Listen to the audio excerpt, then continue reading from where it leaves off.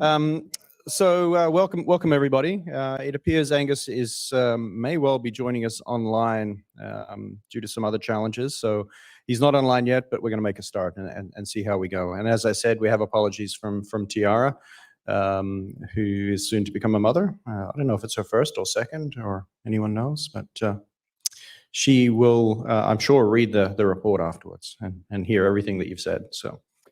Look, welcome to this, the 25th session of the Research Advisory Board. We know that it's not a simple task for many of you to come down to Seattle and join us, but we do value all of your input. If we could just have the agenda put up on screen, that would be a good place to start, and we'll just review more broadly what we're going to cover over the next day and a half or so. Okay.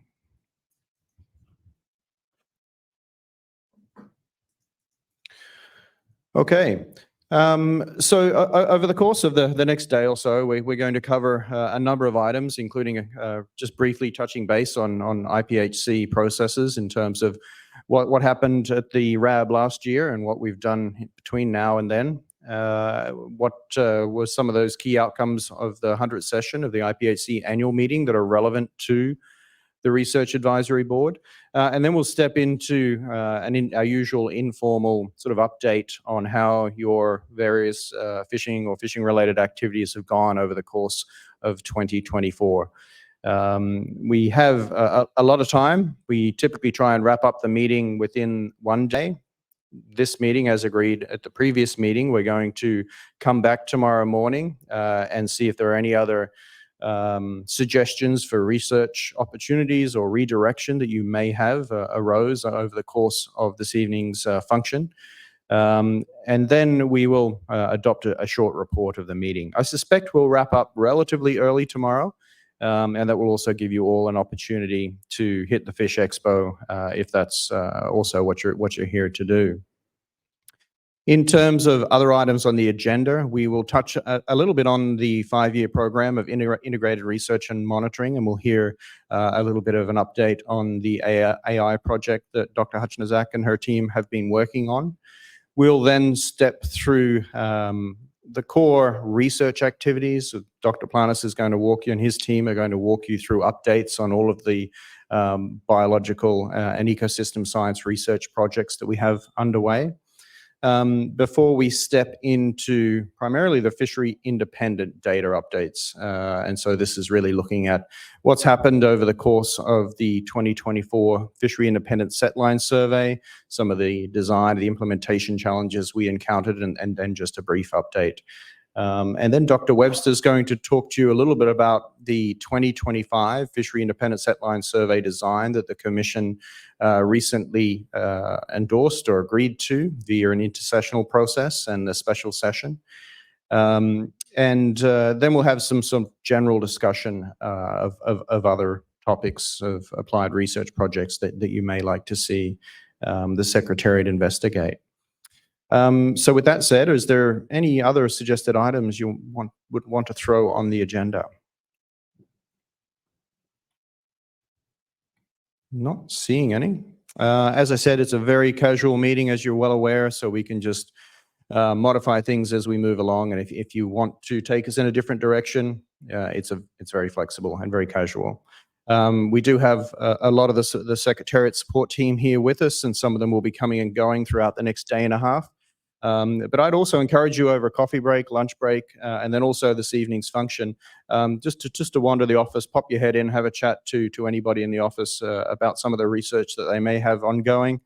All doors are open for you, so please do take advantage of that opportunity. Okay. Well, unless I think everybody knows each other. There's no new RAB members, so I don't think we need to go around for an introduction unless anyone has forgotten. Anybody? No? Okay. I'm just going to quickly see if Angus, no, he hasn't joined us yet online, so we'll just give him an update at that point. Okay. Well, look, we'll consider the agenda adopted. For agenda item 3, which is the IPHC processes, I don't intend on bringing these papers up on screen. There's 2 papers that are published on the website for general information, paper 03 and 04. The first was the update on actions arising from the last RAB meeting. And over the course of the next day and a half, each of those actions arising are going to be addressed by one of the speakers who are going to talk to you and engage with you. And so rather than go through that sort of quick update now, it's there as a reference document, and Dr. Planas and others are going to provide those updates on the progress that's been made throughout the course of the day, today primarily. Similarly, for the outcomes of the 100th session, I think you're all relatively familiar. There weren't too many very specific outcomes of the annual meeting related to the Research Advisory Board. The two primary ones were obviously endorsing the Fishery Independent Setline Survey design, and also there was a climate change action which was agreed to, and we'll talk a little bit about that when we get to the Fishery Independent Setline Survey later today in terms of the oceanographic monitoring that we are going to be re-implementing in 2025, noting that we didn't implement that in 2024. Any questions before I jump onto sort of the season overview and just a casual update? Okay. Well, let's just go around the table as we usually do. I'm just going to ask for somebody to start, and wherever we start, we're just going to keep going from that person. So who would like to sort of chime in and give an update on your interactions with the fishery over the course of 2024? Yeah, go ahead. Yeah, I'll start off. Scott Mazzoni. I work for Quinault Indian Nation, Area 2A, manage a bunch of our fleet boats. Typically, the treaty tribes in Washington, they'll have a 55-hour unrestricted opener, and they have from the beginning of the halibut season. This year it was through June 19th. Each tribe can decide when they want to go based on weather criteria or whatever else their decision is. And typically, my tribe, Quinault, waits until late May, early June to do their fishery because they're waiting for the weather to set down. This year, there wasn't a lot of fish on the grounds compared to the previous years during this opener. And we saw evidence of that for the other coastal tribes when they had their openings as well. Then we had a couple restricted openers in July and started to do better. And then finally, we had our mop-up fishery in August, early August, and there was tons of fish on the ground. So somehow the migration was different. The movement of the halibut was different in our area this year, and I'm not sure why that was, but that's going to be curious to see what happens in the future.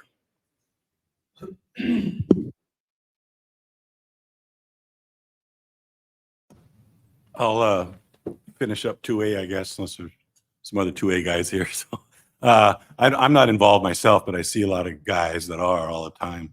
And this is like the second or third year, I think, where they've gone from 10-hour season to a 3-day season in 2A. The guys appreciate that. But again, like you were just saying, they didn't show up at first. And a lot of guys didn't get their fish and actually relocated. In the Central Oregon coast, they fished 3 spots, the compass rose, the banana, and the fingers. The compass roses had nothing on it for the last 10 years. This year, they were back. So there's some migration or whatever changes that we've seen.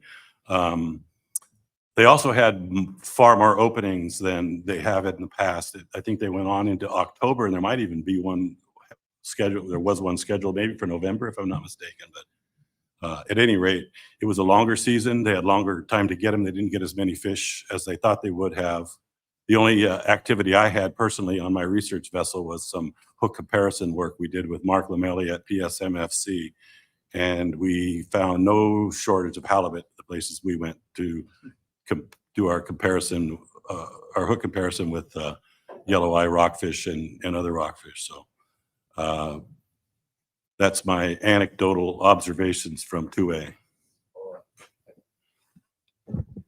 Keep it continuity here. I guess we're going to talk 2A, even though not to upset our processor, but I'm out of the Newport fishery and concur with Al. What we saw in Newport from talking to the halibut fishermen was one, I think we had 2 seasons and then 3 mop-ups, if I'm not mistaken, roughly up there. The fish primarily were caught up north of Newport, up off of Garibaldi, from north of what we call the Banana. Banana is about 35 miles northwest of Newport. But also they brought the line into the 70 fathom curve, I believe. They opened up quite a bit of area, and the fishermen were really excited about that. Nothing really changed by doing that for them. They really were disappointed. Actually, a lot of guys, I think, or a lot of boats explored a little bit more, maybe tried some new areas down in the fingers a little bit. They were excited about getting into the 70 fathom curve, and really, I guess, scientifically, if we're talking about research, I think that it really didn't have that much of effect on the catch success. So, but there was, I believe, at least 3 1,000 pound per boat mop-ups, and there wasn't a lot of participation that I saw later on, but there was good catches later on. They slayed them the last mop-up. They didn't have any problem getting their fish. So thank you. And the Secretariat team, if you have any questions, feel free to chime in to also keep the discussion going. Anything else on 2A?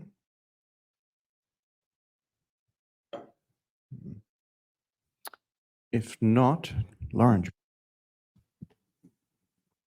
Hi, my name is Lauren Wild. I'm from Sitka. So 2C and a little 3A. It was really slow at the beginning this year. And then, yeah, later in the summer, I had friends that fished and did really well, like in July. So that's my update. Oh, and a lot of dogfish at the beginning.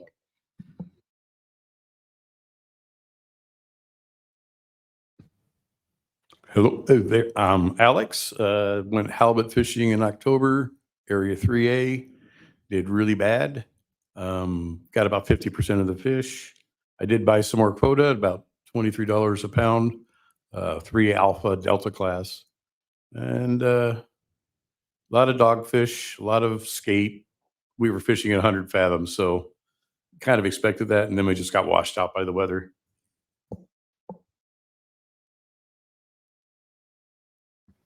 Brian Ritchie. I've got charter boats out of Homer, so I've got some, and then I book like 5 more, so there's eight boats total. The fishing out of Homer, anecdotally, and just for myself, was lots of small fish, lots of fish. Early in the season, it was really hard to get away from cod, though, so fishing was a little tougher. Just tons and tons of pea cod. But it was consistently small fish, definitely smaller than last year. Similar numbers, though.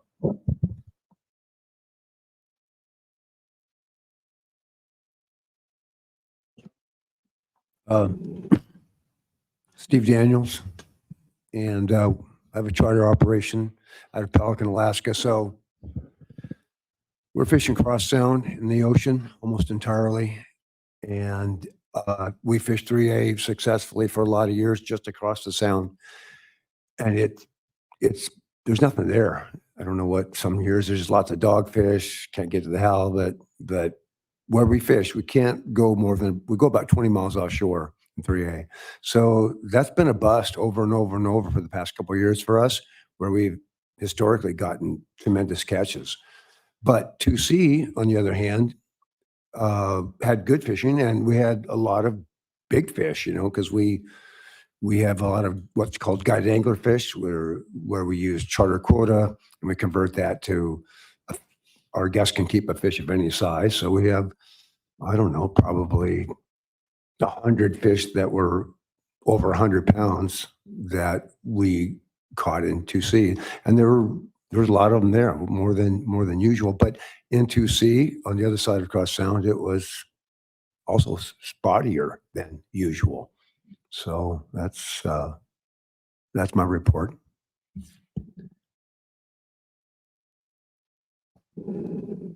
Sean McManus. Dr. Wilson, you just want us to cover what we fish or by area or? Okay.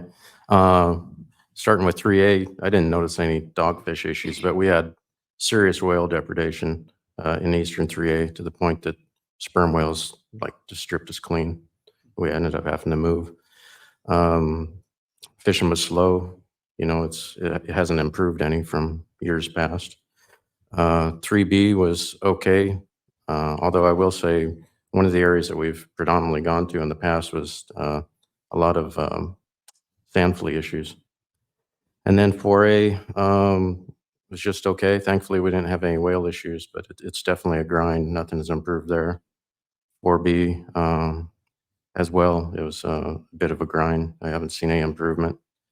And then I guess the most glaring thing for me is 4D. You know, pretty much the only place to catch fish up there anymore is St. Matthew.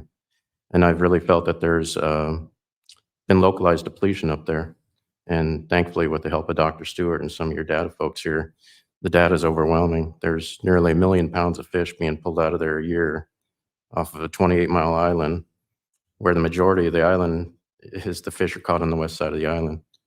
So that's 90-something% of the fish from 4D is being caught there. And then there's also the one-way door out of 4C into 4D, which just exacerbates the problem. So to me, that's a really glaring issue for me, and I think it should be for everyone here. I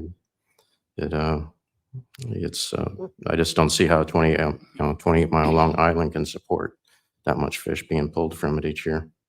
So that was my take on the season. Thanks.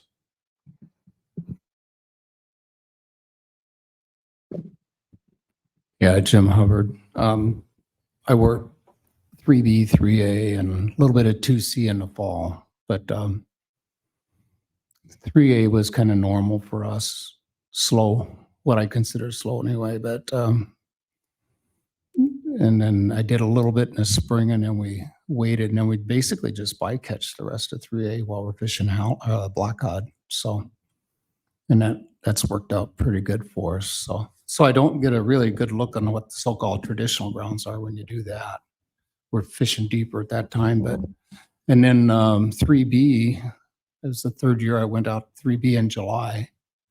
And like Sean said, things have changed a little bit, a little more sand flea issues. One thing I think that was the biggest difference, the grounds that I usually work, generally we get pretty good grade of fish out of it. This year it was all chickens. Instead of 20% 1020s, we had 80% 1020s, and I think we had about 33,000 in 9 days, which people think that's pretty good. Thought that was a good trip for the time, but it was a grind. So we fished both shallow and deep in 3B this year, and we saw pretty much the same thing everywhere. A lot of shakers, a lot of recruitment showing up as well in ground that I normally don't see that much recruitment. So I was kind of surprised at that. 2C, I was in there in August, or not August, but October. And well, I back up. I was fishing blackcod on the outside and earlier in September.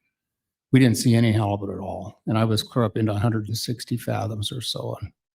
And then on the inside, when I'm fishing Chatham Straits, we had a little bit of halibut to catch. And we were seeing a pretty fair amount of halibut in the deep in there in the 400 fathom range. But one thing I was telling Ian earlier that really surprised me is we're dressing them. What we're seeing was about 80% males, and they were big males, 30 to 40 pound males. So I'd never seen a concentration of males like that. And we only had about 6,000 pounds to pick up. So it was enough to where everybody on the boat was commenting on how many males were showing up, because we hadn't experienced that, especially at that time of year in the deep like that. So, but I don't know, overall, I'd say I'm not real excited about what I see. We saw a lot of chickens early in 3A, but when I was fishing blackcod and keeping them as bycatch, we really didn't. It's just random fish.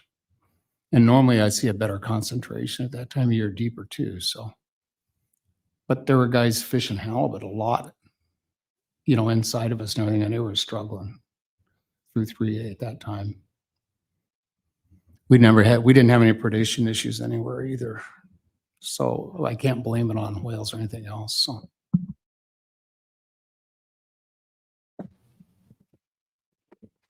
Lando Chaverio. We fish 3A early in the year and maybe a little bit of 3B and then 4A and 4D. And just to note on what Sean was saying, 4D was a huge disappointment. We got up there a little bit later than a lot of guys because we were on that charter work until August. But yeah, it's been going on for a long time. All that fish being pulled out of there, you can't. But you talk to guys that have been in there 20 years ago, and it was the same kind of downward trend. They sort of disappear for a year, but whether or not they're going to rebound is a big question. I noticed that the fish that we normally, for the last 10, 12 years or something, you get those big fatties up there that are full of crab. Well, I didn't see any crab this year at all in any bellies. And sand fleas, never seen sand fleas in St. Matt's before. Saw a bunch of them. Sand fleas were a big issue everywhere we went this year, out Eastern 3A. And well, we did the survey for 3 months, and I'd never seen so many sand fleas in my life. It seemed like every set we had sand fleas in the Shelikoff, and there was on 5-hour soaks. They were just anyway. So yeah, 3A started pretty scratchy. We're over there in the eastern part near Kayak and stuff, and that's usually for years and years that's been a 70 to 80% medium large load. And that's why we go all the way the hell out there to catch those big fish, because you get a better price at the beginning of the year. But so there was a lot more smaller fish. It was more like a 50-50 kind of split between smalls and medium and larges. And they weren't in the spots that we normally fish. They were in, off here and off there. And so we did a lot of hunting around for in the spring there. And then we did the charters for all those months, and then went out west and bombed in 4D and Privilofs. I guess the local fleet fished there. Jeff Kaufman and the local guys did okay there in July or something. But like you said, I have some 4C quotas, so I was down there on the Privilofs trying to scrape up that last 4,000 pounds or something, and it was just a desert everywhere I went. I mean, I ran like 6 sets around St. George for like 500 pounds of fish, and it's usually better than that. And St. Paul wasn't very good either. But it really depends on the time of year you're there. I mean, Robert on the St. Peter fished around there, and of course he had the same experience everybody had in 4D, but he just ground away around St. Paul and St. George, and had a couple of 20,000 pound trips. I got there, I got nothing. So he has a little bit better local knowledge around there than I do. But anyway, sand fleas, not much predation, a little bit in 3B when we were coming back from 4A. And yeah, 4A was a grind, but it's been a grind there for a long time. I don't even mess around.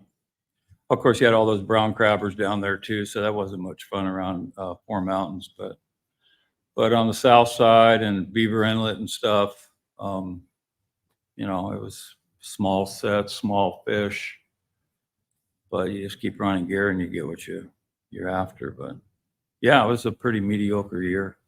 A lot of small fish, a lot of sand fleas, and fish moving around where they're not there where they've always been. So I don't know, water temperature or whatever else is going on environmentally there. It's just a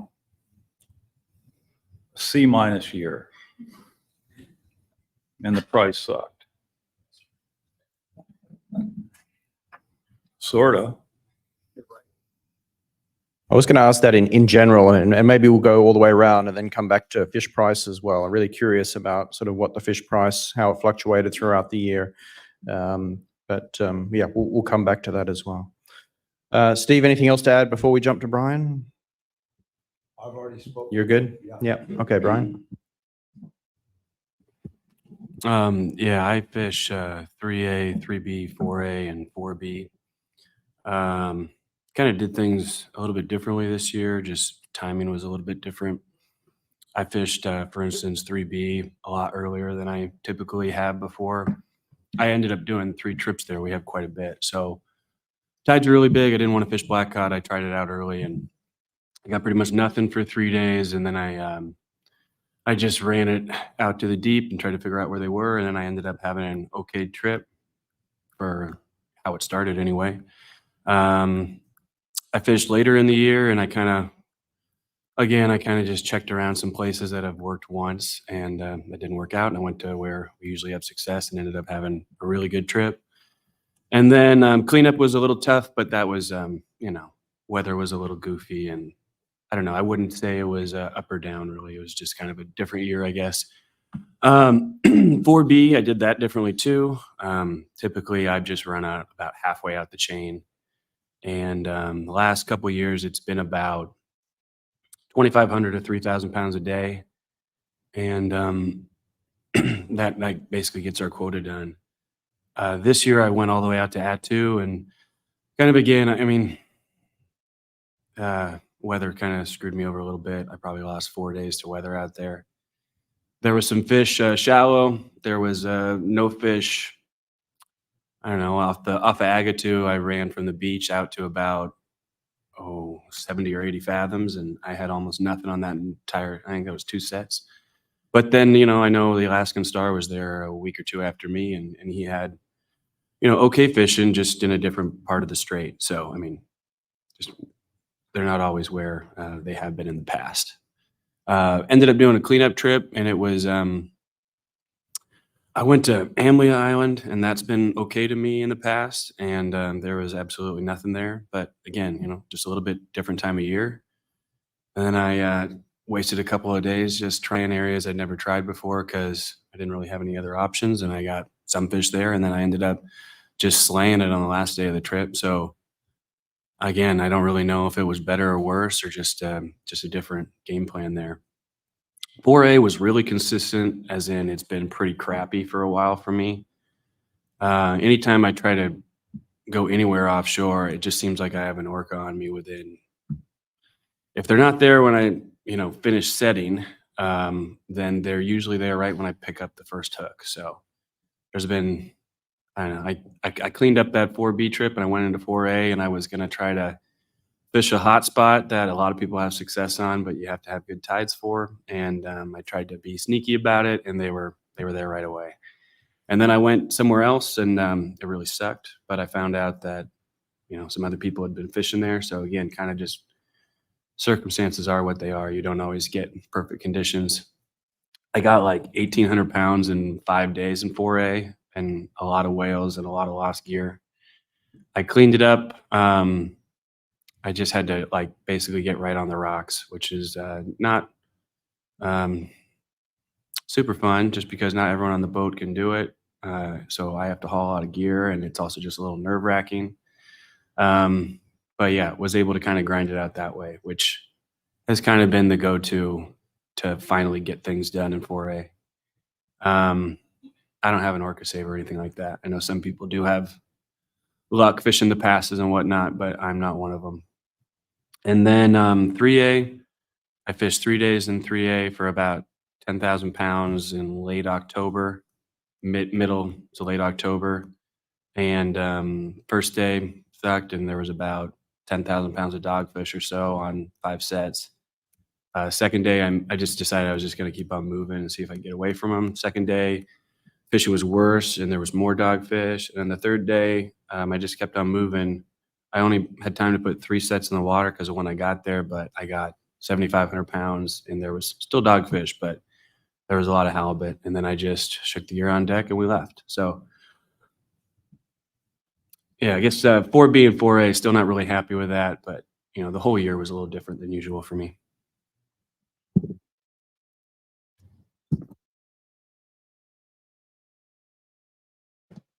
My name is Grace. I fish out of Kodiak 3A only. This year, usually I always fish my quota in the fall, and this year I changed it up on the advice of my processor that I could maybe get a better price in the spring. And that was a mistake. It was a worse price. And also the fish were much harder to find for me, and hard to get away from the cod. But then when I did go in the fall, the weather made it pretty spotty to get out. But when I was able to get out to where I like to fish, it wasn't bad. I was able to clean it up fairly quickly for me.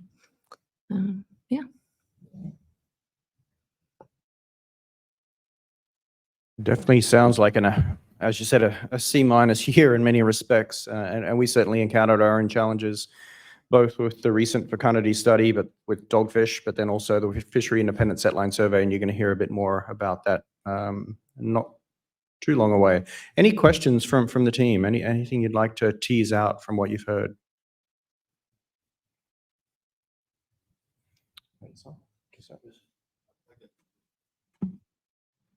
Would there be any value in, I mean, there's a lot of fishermen in this with us here, excluding me, because I'm not a directed fishery, just incidental catch on my trawler. But I don't recall that we've ever really queried the RAB members or sent out to boats to get a really, I know we have our reporting that is done, but a lot of those things aren't being reported that I'm hearing as far as sand fleas, that I know of, or your deprivation or your gear loss or your areas and stuff. And I don't know if there's some free value or from some free data there that could be from our scientific people gleaned off of there that we could be using to get a better snapshot of some maybe factors that we're really not thinking about.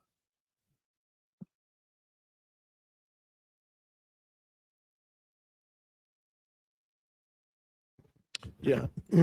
Yeah. Thanks everybody for your comments and insight. I think I've heard pretty interesting things from all of you already. The sand fleas seems to be a recurring theme more than previous years. A lot of you have mentioned the abundance of sand fleas in certain areas, and I think I heard it mostly around 3B from several of you, and also the the small fish, the recruitments that I think Jim was talking about.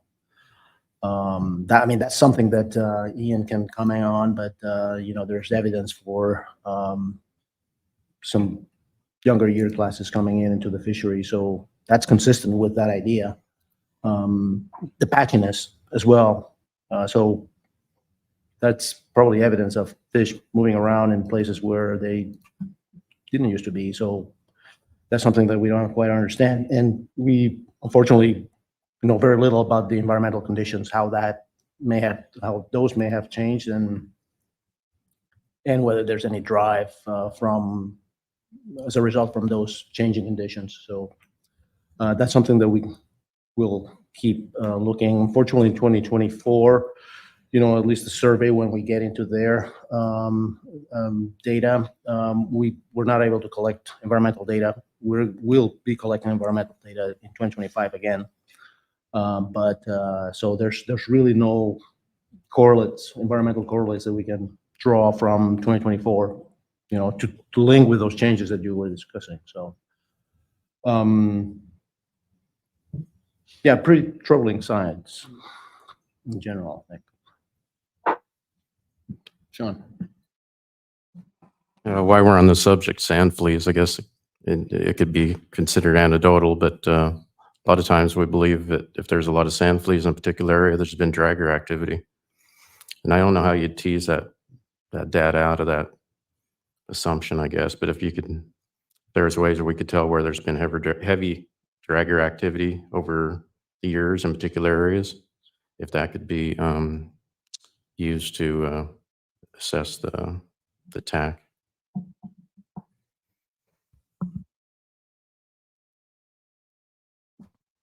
Actually, another comment about the sand fleas too, that what I've noticed over the years is a lot of times they're in an area at a certain time of year, and then you can plan on not having them there at other times of the year. For example, in the spring, they might be in one area, or maybe it'll be fall, but usually the summers are pretty tame for the sand fleas and everything. But down in Dixon Entrance and places like that, for example, I fished that country for over 30 years, fishing blackcod. And of course, we're working with the Canadians down there because that mixing zone between the two countries. And the last few years, we used to be able to leave the gear out, set the gear, and it could stay there for 30 hours.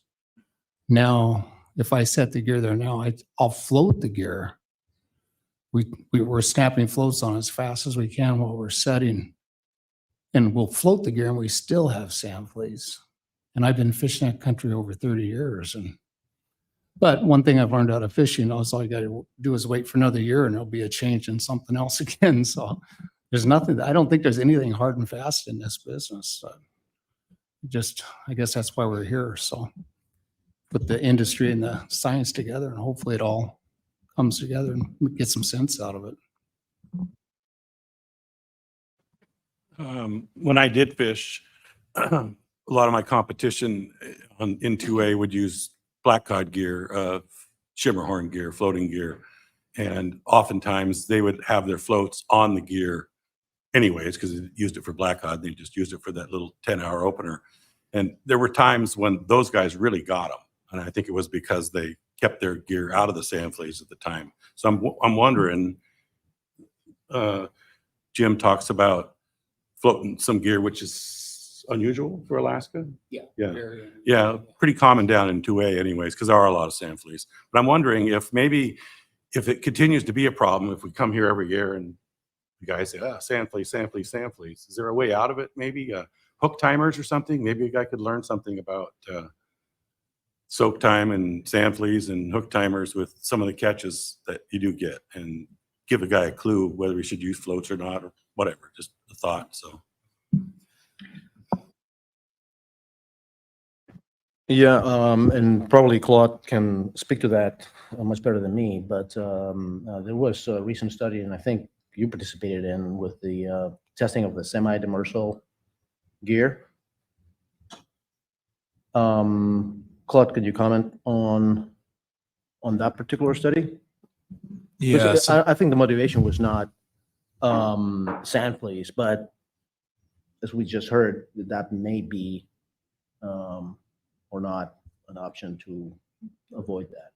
Yeah, so we've been working as Al has with Dr. Mark Lamelli out of the Pacific States Marine Fish Commission on a variety of projects trying to avoid or minimize yellow eye bycatch typically, while maintaining halibut catch. And we've been doing some stuff with hook appendages, which we'll talk to later in the meeting. But this past summer, he did some work looking at floated gear as a strategy to avoid yellow eye.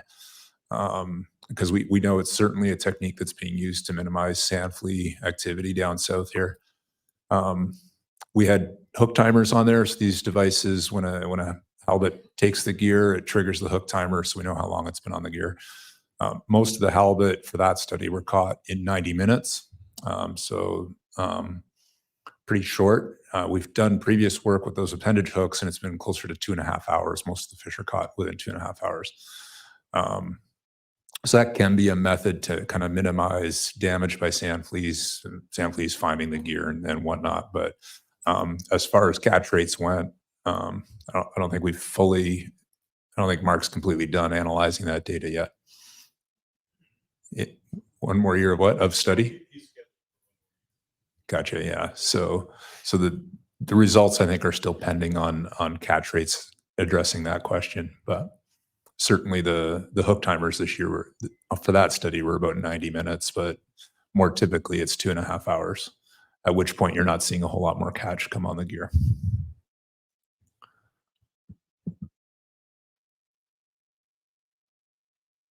I was curious about one comment that Lando made. I think you were referring, Lando, to catches in 4D and the fact that most of the fish that you saw there did not have crabs in the stomach. So that means silver.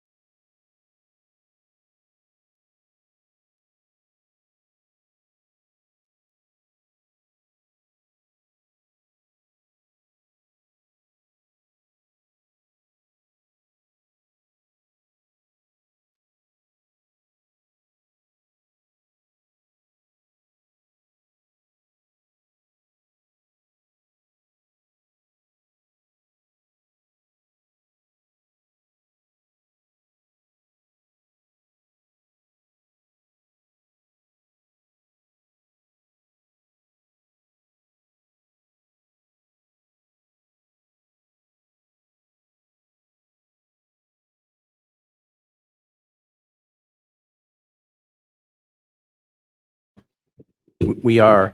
Sorry, just a reminder, we do have some people online listening, so we have to use the mics. Yes, we are going to use the water profilers. The commission made the decision this past year not to deploy the water profilers for financial reasons, but in the recent special session and then also the intersessional decision that immediately followed it, we included the water profilers. And so for 2025 and hopefully all future years, we'll continue to do the oceanographic monitoring. So hopefully that was just a one-year hiatus.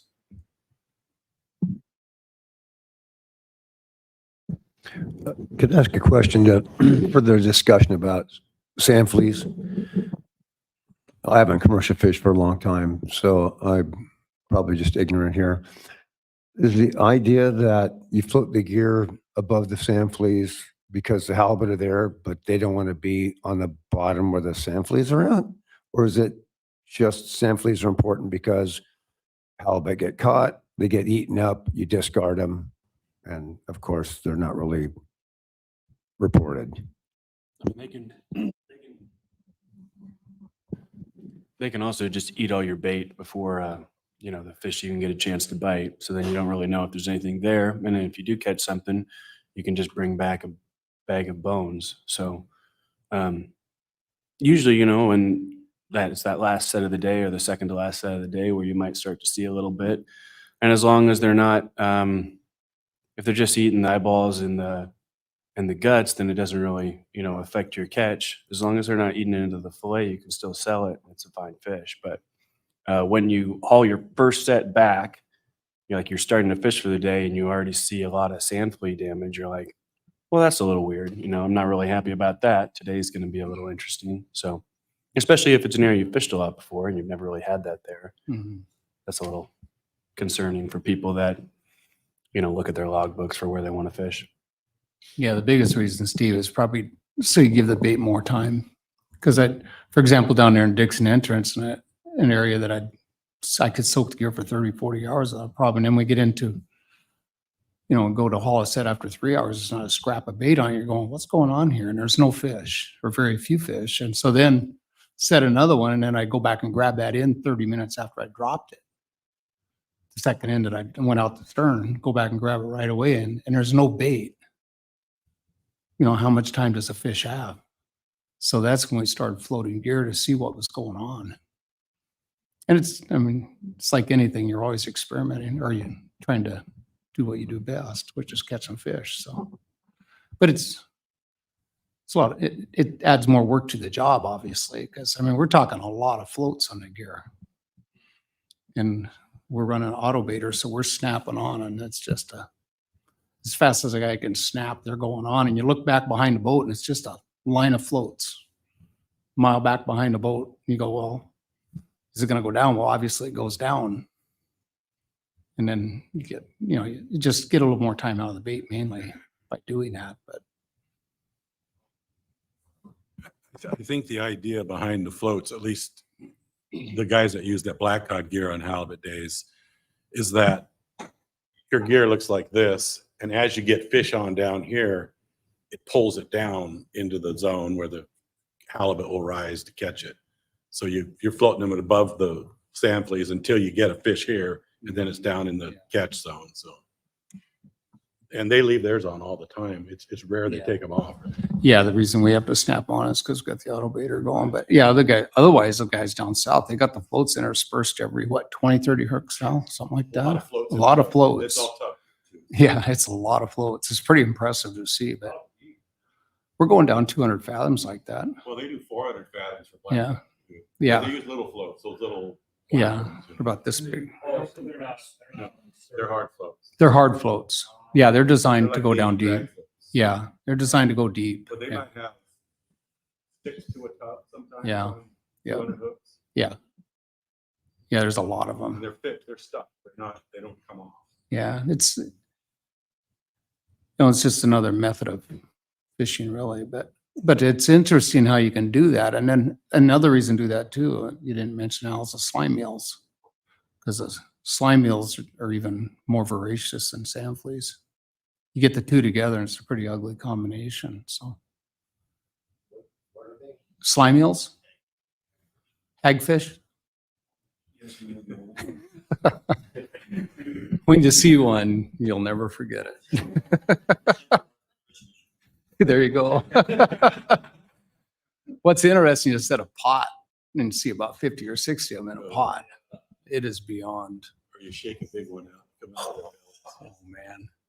Yeah, it's, if you want to go fish commercial on hagfish, have at it. This floating gear, how far off the bottom does the gear sit? Well, they alternate weights and their floats, so it makes a distinct mountain range of Yeah. gear. Yeah, so for every float, there's a weight on either side of it. What are they? Smaller than the ones we use for the survey, maybe half the size. Five of them maybe instead of 10 or something of the little 4 ounces. Yeah. Is that harder to do in big tides? No. Well, we're in the ocean. We don't Just don't set wrong. You can have that. when they're not sure, they can set cross current. Yeah. Yeah, I know Ben on the Augustine tried it, and he But if said they had about an 8-hour mess. Yeah, if you screw up, it's bad. Yeah. You have to go really fast. Yeah, yeah. Ian, I think you had a comment? Yeah, kind of related to sand fleas and catch rates. As some of you may know, we've not collected information on soak time. It's now in the electronic logs, we're starting to get that information. And you may have noticed that as of a couple years ago, our samplers are starting to ask for soak times and collect that information where we get it. We're just starting to summarize that, but that's a piece of the effort that we've not been tracking. So I'm just curious, in response to sand fleas and or lower catch rates, do you get the sense that people are adjusting the amount of time that they're soaking their gear, or is that more to do with tides and time of day and other things? Because we don't have a good read on that. We will in a few years be able to start to see trends in that, but currently we don't. I mean, I just set as much gear as I can get back in the day. I give it the standard amount of rest and then I haul it back. And so, yeah, it doesn't really play into my thought process at all. I guess if you're going to an area where you know the bottom's really hot or you might get orcas, maybe you don't put everything in the water right away in case you got orcas right away. At least you didn't just lose a whole day. You got a chance to move again. But I mean, every single day I just put as much gear in the water as I think my crew can handle. So I don't really think about that all that much. In 2A, it's still a derby mentality, even though there is 3 days. But the guys who get their gear down first in the morning have the best luck, obviously. Or I guess that's when they seem to bite. But then the rest of the day is fine tuning it for those 3 or 4 skates where you might catch some fish. So and those are longer soak times. They'll let them set longer. And maybe add floats if they did see some evidence of sand fleas or something then too. They do modify their gear midday. So Seems like your sand fleas more often are at nighttime. They're more voracious. So we tend to, that's another reason to start out setting gear in the morning, because there'll be a lot more activity at night. And depth has a lot to do with it too. And your areas. I know areas where I would never dream of setting before daylight because of the sand flea issue. And even then I'd still hold back gear like Brian was saying. You just have to adjust to what's going on around you. And I remember we were down in 3B one time, and usually you could fish day or night there, but we had a sand flea issue. Another boat came into the area, and about 2 a.m, I told him, might want to hold back setting, but he set the whole string and then got up about 11 and started hauling and had a blank day out of it because of the sand fleas. But it was an area that we typically don't expect it at, but you just have to adjust to what's going on.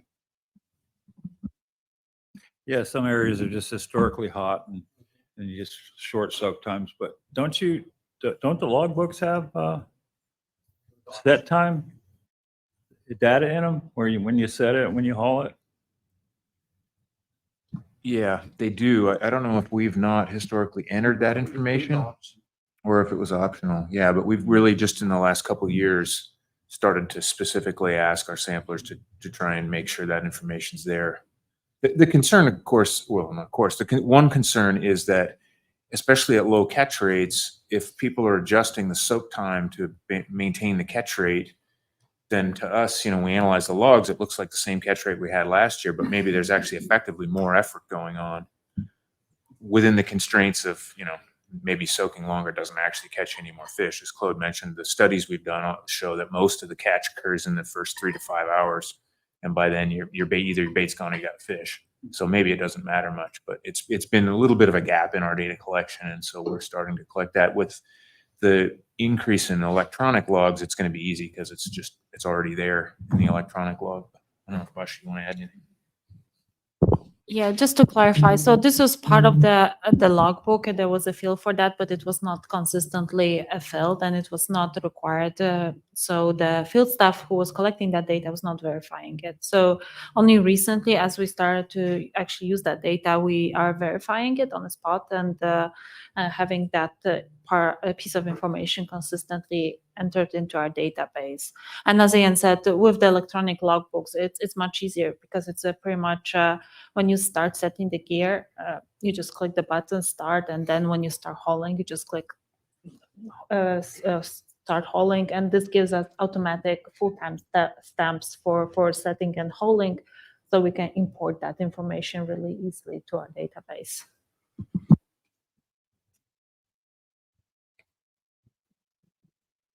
On that note, I started using the electronic logbook this year, and I'd always, when it wrote haul time, I'd always written down the time as when I picked up the flag, and I noticed your software creates the timestamp when I start hauling.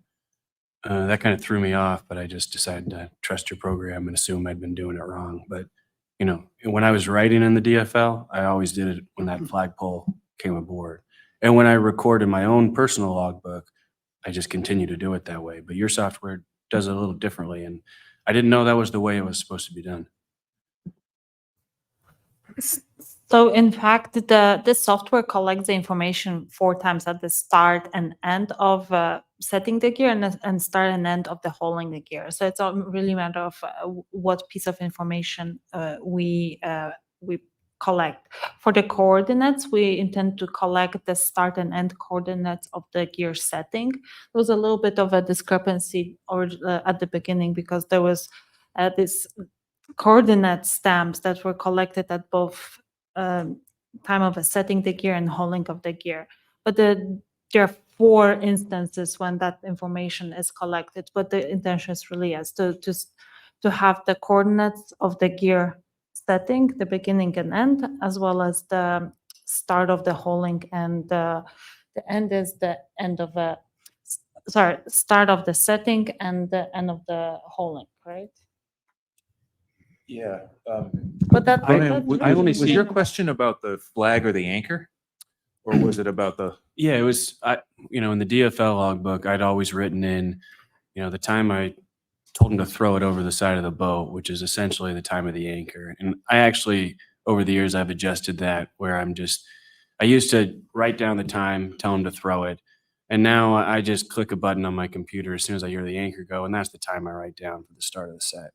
And then at the end, the buoy line would be coming in, and I'd be just getting back up to the pilot house, and I'd write down the time that when the anchor or the flag basically came up. So I was the first anchor off the boat and the last anchor on the boat were the times I was writing down. And then you just said that maybe 4 timestamps are created. As far as I'm aware in the software on data that I can edit or see, I don't know if there's more data being sent to you than what I can see, but I only see 2 timestamps. I see the timestamp of when I say I'm going to start setting, and then I click, I'm done with setting. I don't see another timestamp show up. I do see a second set of coordinates show up. Mm-hmm. And then when I start hauling, it creates a timestamp, and I believe it has coordinates at that point. And then when I click I'm done, I don't see any more time. So if that is getting sent to you, it's not something that I can edit, which is a little goofy because people make mistakes. Sometimes you click a button you don't mean to, and it'd be nice to also, like, if I start hauling it and then I part it and I say, screw this, I'm going to go haul another set. It says that I started hauling it at 8 p.m. and I didn't get it back until 6 p.m. the next day. Like, things like that happen. It might be nice to, I don't know if it's in there or not, but probably should be, because sometimes I don't always haul things as soon as I start. Sometimes something bad happens and my game plan changes.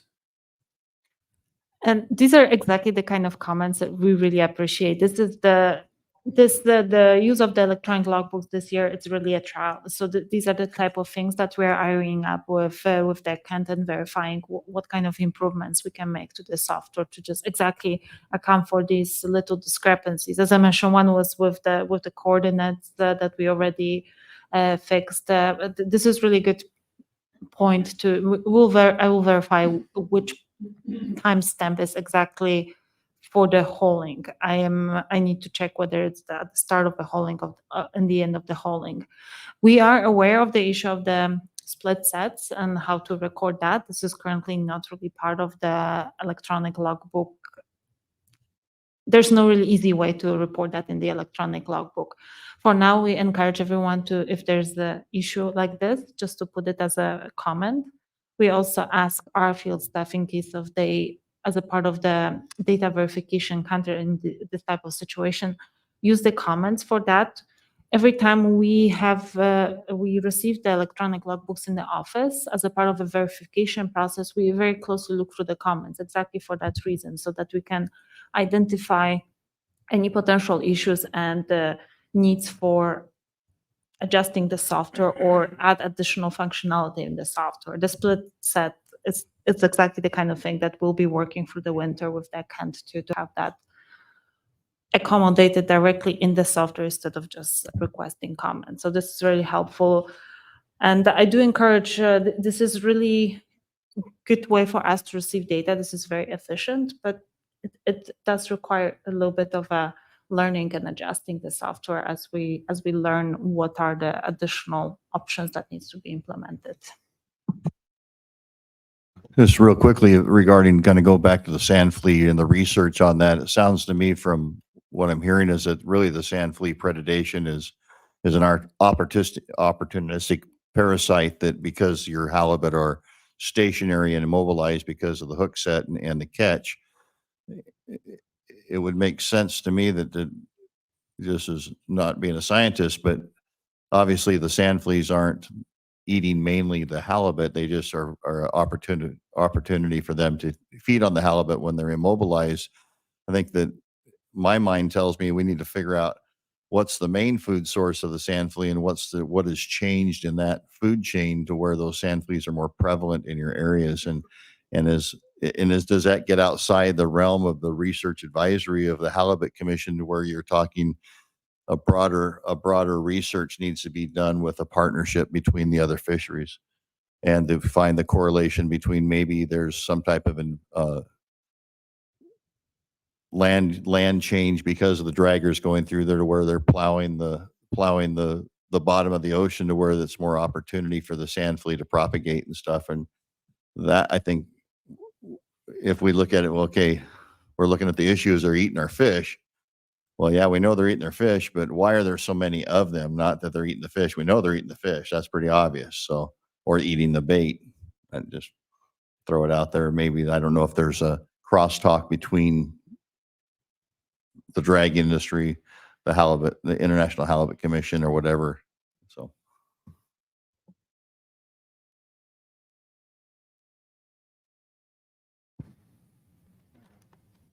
Yeah, I was wondering if you guys have seen any patterns when we talk about sand fleas with depth or type of bottom substrate. Are there any observable patterns that could help us maybe guide future questions? In 2A anyways, I think they're primarily on softer bottom rather than hard, but you don't usually fish hard bottom for halibut anyways, or black cod. The problems we used to have is especially when we fished north, like the Compass Rose up off Cascade Head, which was a very good spot and a big spot. We used to be able to support a lot of boats. When the processors, the whiting processors would come through, or they'd be out there for a week or so before, it would be like raining their, whatever you call it, offal, whatever comes off the boats. And that would not only, I think, increase the possibility of sand fleas, but sharks as well, especially later in the season. Blue sharks would be a big concentration of blue sharks. You'd have a tough time getting your gear down through them. So guys would add leads, weights to get them down quicker through the sharks, but then they'd be battling the sand flea issue as well. So there could be a combination or an effect by dragging and it's in particular processing at the time, because when there's a fleet of processors in there, they cover a lot of ground in a lot of time and sour the bottom, I think, tremendously. The guys notice it and comment on it all the time.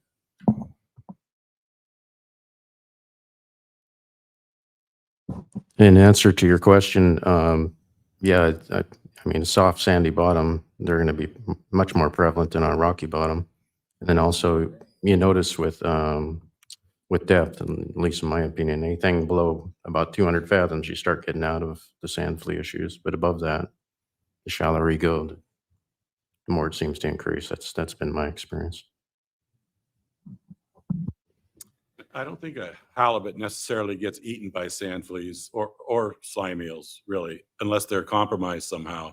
They have a wound or something for them to get in. I think if they're healthy and on a hook, in my experience, they get eaten anyways. Then we don't have them thick or something, thick enough or something. But I mean, we can even the survey we see halibut here and halibut there, and they're fine, but the bait's gone. You get nothing back. And some of the turbots, and they'll be eaten up because they don't defend themselves well. But especially pot fishing, when we used to fish pots where they'd get scraped by the hook or something, they get a little scrape, then the sand fleas get in and eat them. But otherwise, they're pretty good.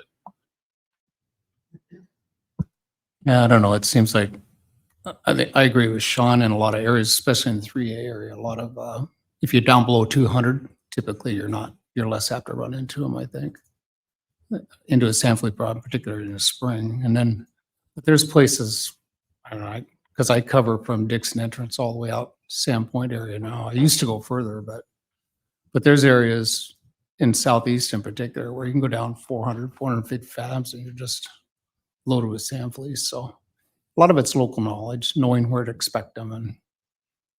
But I think once you catch a fish, it restricts its movement.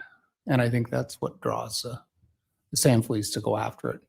But I mean, if we died and fell overboard and died, they're going to eat us too. So they clean anything that gets down there. It's the way it is. Just a question for the Secretariat, actually. I mean, all this information is cataloged in all the FIS data, right? So we keep track of depth as well as soak time and sand flea occurrence connected to reg area over our time series. So I don't know, I'm not familiar with anything being specifically analyzed for any of those through the FIS. Am I right? So yeah, I mean, we do have a long record of it on the survey. Probably the bigger challenge with that data set is we only record sand fleas if they've penetrated into the halibut. So it's not showing you presence absence in a true sense. It's kind of showing you severity, because once they're bad enough to be penetrating the fish, that's a sign that they're really thick generally. With our discard mortality, we know that generally if the animal's been compromised by sand fleas, they have poor survivability. They also have higher levels of stress hormones in their blood. So you'd expect that they're being hassled by something that's trying to eat them while they're being restrained on a hook. It's going to increase their stress levels, and you're going to see that. But as far as kind of presence absence, I think we can look at it in a cursory sort of way off the FIS data.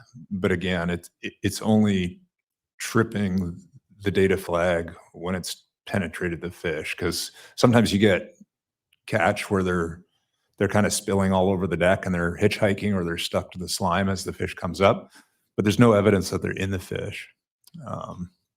So I think that's one caveat, but I don't know. I have not personally looked at what the rates are or reporting it in a long time. We did it probably back in 2010. Okay. Yeah, I do think that there would be some value though in what kind of trigger or analyzing sand flea occurrence at where we trigger it when they're inside the cavities, only because that it sounds like that's really only the time when it really affects your guys' catch, right? So whether or not it's a marketable fish or not, it doesn't really matter if they just happen to be there, but maybe when it does reach some sort of threshold where that criteria that we have, it starts to affect the quality of the fish, and maybe it's not a good idea for a fisherman to maybe set for a certain amount of time or have it that soak time, for instance. But yeah, something I think that would be interesting to look at.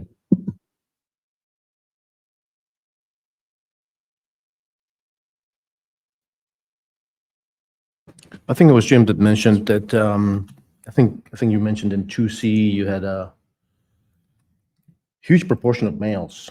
Those were sort of smaller males, normal size males, that it's just the proportion of the males that was It was different from interesting. previous years. I've never seen this before, Joseph, but I mean, we've seen males, but to see the size of them, they were 25 to 40 pounders, and there was about 80% is what we noticed. And I'd never experienced ever, or, it was a big enough percentage to where the guys are, as we're dressing, the guys go, man, there's a lot of males coming up. And big males too, because I think a big male would be a 40-pound halibut. But these were big males, and I've been doing it for 50 years, and I've never seen it to where I noticed it like that. But This was relatively late in the season. it was in mid-October, and we're fishing deep in Chatham Straits, but it was just a comment that kind of rolled around the deck there as we're dressing fish, and because we typically don't see a high percentage of males like that. Yeah, that's an interesting observation. I wonder, considering that, it's late in the season and it's deep, wonder whether those fish are actually on their way to the spawning grounds. Where was this? This was 2C, right? It was 2C, and I fished that country forever, and I'd have to say I've never experienced that before. But because typically when you're fishing deep like that, you'll see it's not unusual to see a bunch of fish, and then you might not see any halibut for 2 or 3 days, or because we're targeting blackcod anyway. And then all of a sudden you see 2 or 3 halibut, or then you might have 1,000 pounds show up on a year again. But it's usually very erratic. But that particular time period there, for about 3 days, we saw more halibut than normal, but also, and we're keeping them, and we wouldn't have even known it if we weren't dressing them. But then to realize that they're all big males, that was This was offshore. what's that? No, we just don't see that. It's unusual to see a big one, and I mean, we'll see like 15 pounders or something, but not 30 pounders. This was in offshore waters? Yeah. Oh, yeah. Yeah. Yeah. I've been fishing there since 75. So This was in offshore waters or not anywhere? inside, Inside waters? This was Chatham Strait on the inside. Oh. Yeah. Inside 2C. But definitely an anomaly from what we've seen in the past. But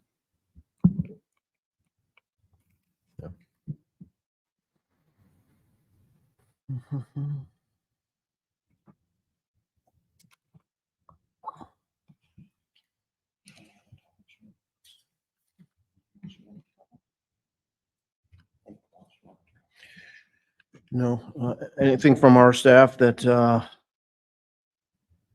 anybody wants to cover? Curious if there are any sand fleas with the fish this year in particular, and particular locations, if there was any more specific reports. Yeah, I think I'll touch a little bit on it on the presentation, but as Lando mentioned, 3A, 3B it sounded like really bad sand fleas the whole entire time, more so than we usually had. And then, but we kind of really had a problem coastwide. We actually had 3 stations that were deemed ineffective in the inside waters of 2C also for sand fleas. We have a pretty strict criteria for deeming a set ineffective for sand fleas. They actually have to be visibly falling off the hook. So So we don't usually see that very often, but we saw a huge increase in sand fleas this year specifically. Yeah, so I got a quick question there. When a certain percentage of the catch on that skate that's being sampled has to be trash before you consider it ineffective, right? No, it's not. Yeah, it doesn't have to do with a certain percentage of fish actually, because the fish that are coming up on the line, we're actually using a calculated length of the head to get a length weight relationship that Ian can use for the stock assessment. So we're saying that there's a catch there. And the reason why we said we have to actually see fish falling off the hook when they break the water is essentially we have to be saying that it's not representative. This set isn't representative of what's actually on the hooks when they're coming up. I do realize though that what we see coming out of the water doesn't mean that what's happening under the water is any different. Like there's probably coming off the hook and there's other things, but it starts to get dicey because we don't want to throw away a whole set of information necessarily if we're not sure. And how do you really report that? So and it also gets hard because if we were to change something going forward, we'd have to change the whole time series. So that's how we've done it all along. And it makes it difficult to change anything at this point. So it is kind of baked in a little bit, in a little way, because we're looking at trends over time. And we've kind of called it on the same criteria this entire time, if that makes sense. Yeah, I was surprised because the Shelikoff, especially where it seemed way out of whack with sand fleas. I was asking Dean, well, is that an ineffective station? He goes, oh no, that's fine. I'm going, okay, well, that's weird. Because there's so many fish that were compromised. And he was asking me, are we going to sell that? I go, yeah, sell it all. Or they're going to number 2 it, whatever, but it's still got, still sellable. And so by keeping all those damaged fish, you're documenting the damage by sand fleas on all of them, right? In your data? Yeah, every fish that has, as Claude pointed out, that has sand fleas, that's like gone into the body through the eye cavity or somewhere else. Yeah. Those are indicated with comment code of S sand fleas, so we can go back and see that also. And also we're still getting, like I said, that length to weight relationship, like it was a full fish that was caught on board, as long as it has a head attached. Right. And so even though you can't sell the thing because it's basically a bag of bones, you're still getting your weight. Precisely. And so that makes it effective. Yeah, we use Ray's length weight relationship by reg area. So that we are still getting the data there, and we're still getting catch data there, right? Yeah, I guess. Oh, no, I was just going to clarify that a number 2 fish, we can still get a full workup on it, even if it's not going to net us much at the dock. But at the point where the crew decides we're probably losing fish, and therefore our calculation of the catch rate is going to be off, that's when we pull the plug on that station. A set like that, probably half the fish are damaged, and half of that's going overboard, and the other half staying on board to sell. You got to figure that there's a lot of fish that are falling off. So unless or whoever's running the reel sees fish falling off, that station's going to stay effective. Generally the case, although I do think we had a couple of boundary cases this year where there was evidence there was so much sand flea depredation that we made the call, look, we probably did lose some fish on this set, regardless of whether they were called. It's kind of like whale depredation. We had the cutoff, but if the crew at the time says, hey, I don't think this is right, we can override that based on their notes. And it's the same thing with whale depredation. We have our hard criteria, but if the crew says we were getting depredated, we saw it, we know what was going on, then that's going to trigger that station being out. It is a bit of a balance because we don't want to introduce something new in the time series now, and then we're comparing to previous years where we had a different criteria. But this is a little bit of a pivot, but Lando was mentioning number 2 fish, you bring it in. I remember on the Polaris when we started doing it, Wade was like, no, throw that overboard. And I'm like, well, why? We're going to get money for it at the dock. But last year, one of the big topics we brought up was that, we kind of heard rumors and maybe suspected that IPHC was getting a lower price per pound for their fish. So have you heard any response from your processors about, hey, you know, if you didn't bring us a bunch of undersized fish and a bunch of number 2 fish, we might want to take your product more? Have you guys gotten any feedback on that to where the point, I mean, to the point where they're frustrated and don't actually want to buy your fish? I would say overall, I wasn't getting that sense. Many of our buyers even choose to not put a deduction on chalky or number 2s, and they'll willingly pay full price for whatever we bring in. There are exceptions. There are ports where, you know, they would prefer to not do the undersized fish. 2A is a big problem with that. Excuse me. Some buyers don't even want to buy an offload because of the undersized fish, because they have so much difficulty finding a market for it. But then I have other ports that want us to keep the fish under a certain size because it's easier for them to ship them out. Yeah, so for there also some of the weird things we see with bidding, you know, in order to offset the fact that they're bidding a bit more to hopefully win the offload, they'll go really high on number 2s and chalky. And we put on our bids our kind of if we're expecting large amounts of sand fleet fish, or, you know, we want to give them a heads up. We don't want them to be surprised. And we have had instances where I think it was in these sand fleet areas where there was a lot of number 2, and it was something like a $2 deduction off of the price. So it can be quite severe, but the nice thing is we do see all of that going into our decision making, and we can choose to go with the second highest bidder because of that, knowing that we're coming in with thousands of pounds of number 2s. So, yeah, I hope that answers your question. I think I can clarify anything if you need. I will just add that we have made a comparison between the sales and price for IFQ fisheries versus the fish from FIS. And even though accounting that some of the poundage from the FIS includes the U32 fish, we have received very comparable prices between ports. It of course varied a little bit between the ports, but there was nothing that would highlight that we are underpaid or anything. The prices we've been receiving, even with the U32, are very comparable. On that note, I think it's time for a break. So let's break for 15, 20 minutes or so. And then we'll come back and continue on the discussion if possible. Okay, we'll make a start. Thank you very much for the pre-break discussions. Very, very useful. Rather than jumping back into them, what we're going to do is move into agenda item 5, which is discussing the 5-year program of integrated research and monitoring and a whole series of projects that we have ongoing under agenda item 5 and covered within that 5-year program of integrated research and monitoring.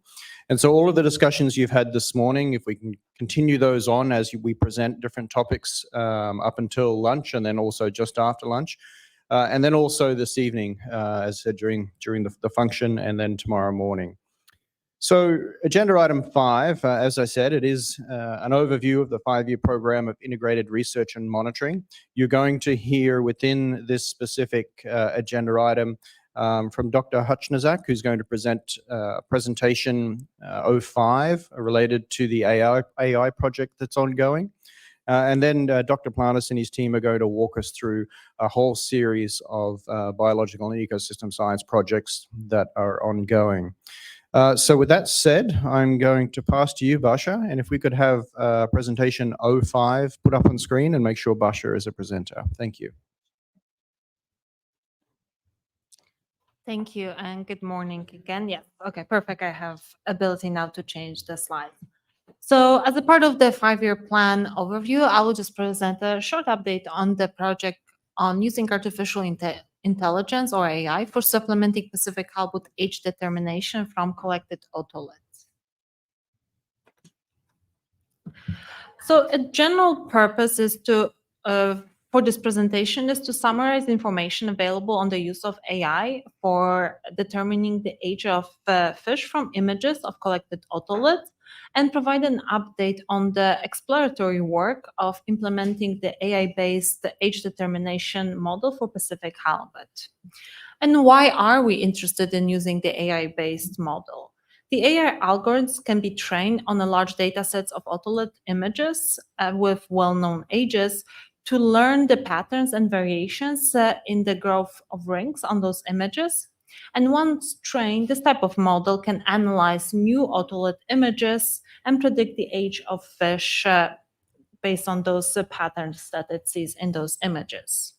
Using AI for age determination for Pacific halibut could improve consistency and replicability of the prediction of age, and could also provide time and cost savings to the organization, providing age data for reliable management advice.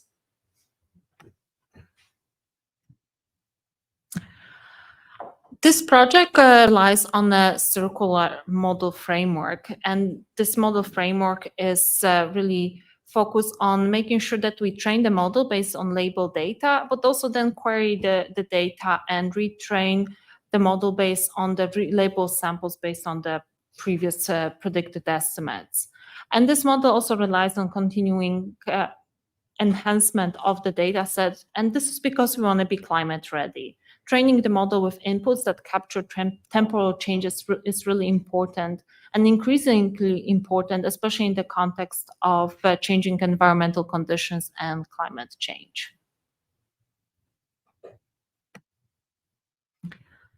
So this particular model relies on an application of what it's called a convolutional neural network model. It is a type of deep learning approach. And this type of approach, layers of the pictures are structured as stacks of filters, and these filters recognize or intend to recognize increasingly abstract features of the image or of the data in the form of an image.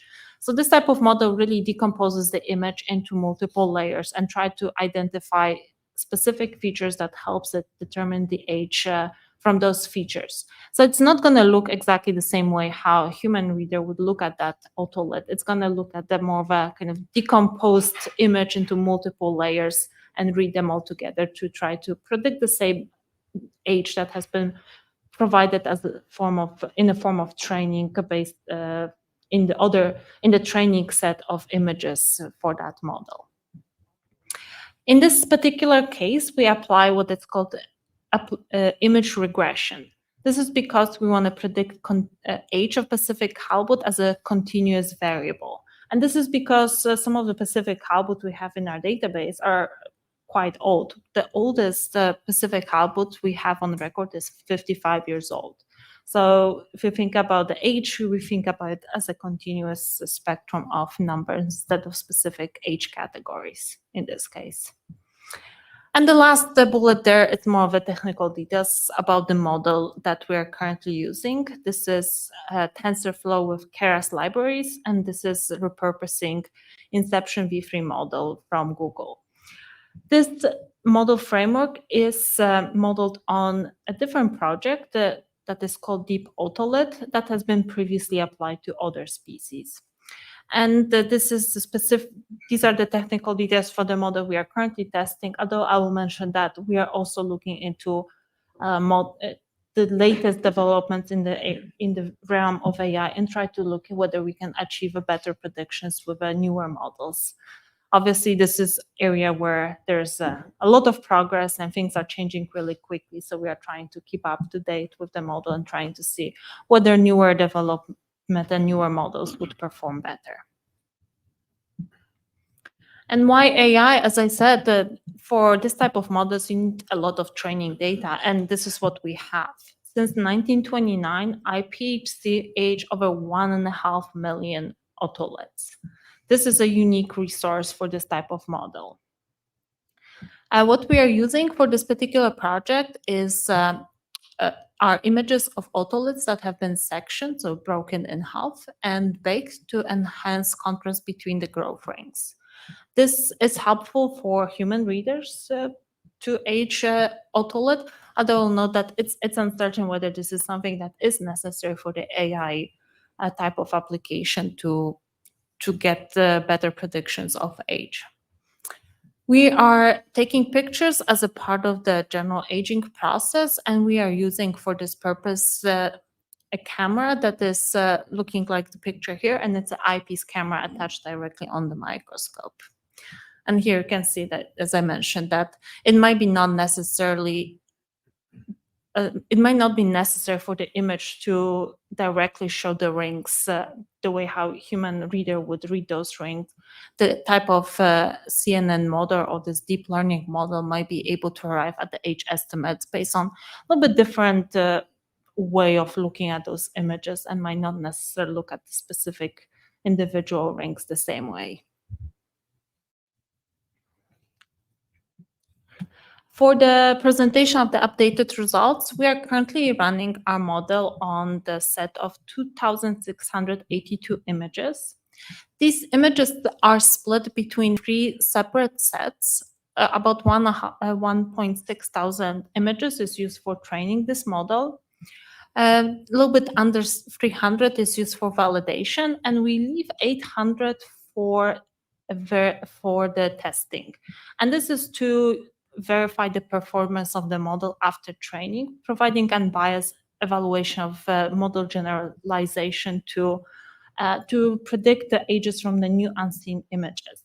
You want to make sure that the model is just not trying to repeat the patterns for the images that it's already seen. So you test the model on a set of images that are completely outside of the training process.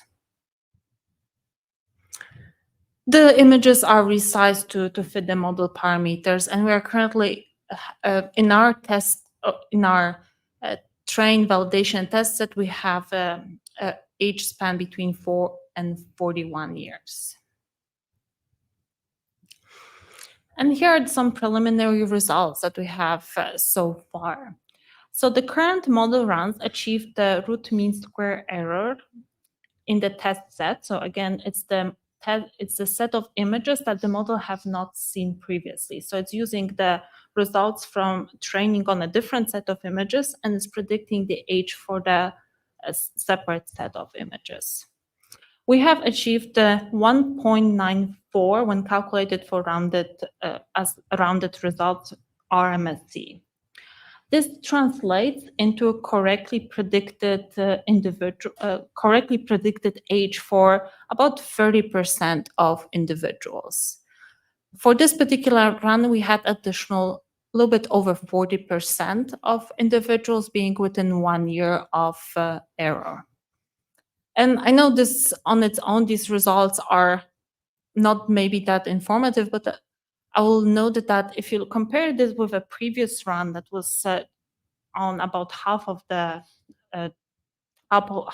size of the current set of images, we had RMSE or root mean square of 2.11. So you can see that this error is decreasing as we add pictures, showing the potential for this type of model improving results as we continue to enhance the size of our image database.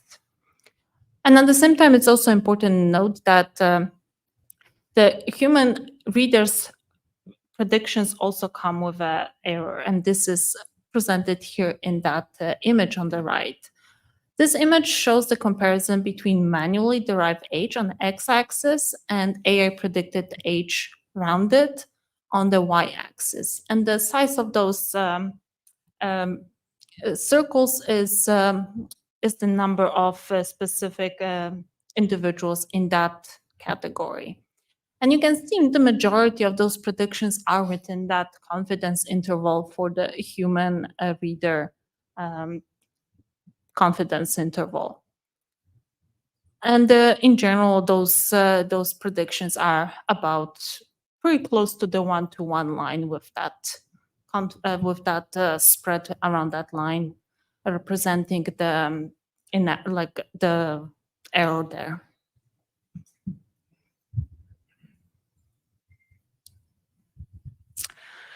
But as you can see, we continue to have an issue with a bias, especially at the older age categories. We have been consistently predicting or underestimating the age for older individuals. But this is also because this statistically significant bias at age categories, especially 16 plus, occurs mainly at where with the numbers of observations in our data set is still low despite the overall increase of the sample size. So here you can see the green line represents the number of individual otoliths that we have in our data set by age. And actually, we are missing the x-axis here. The x-axis should be age. So you can see this represents the Pacific halibut from the lowest age to the highest age on the right. And the green line represents the distribution of those Pacific halibut in that trainings and test training validation and test sets. And we continue to have relatively small numbers of those older Pacific halibut that we are using for predicting the age using AI. And the blue line represents the error for those age categories. Oh, no, that's correct. The age is actually on the x-axis. This x-axis is just in the middle at the zero line.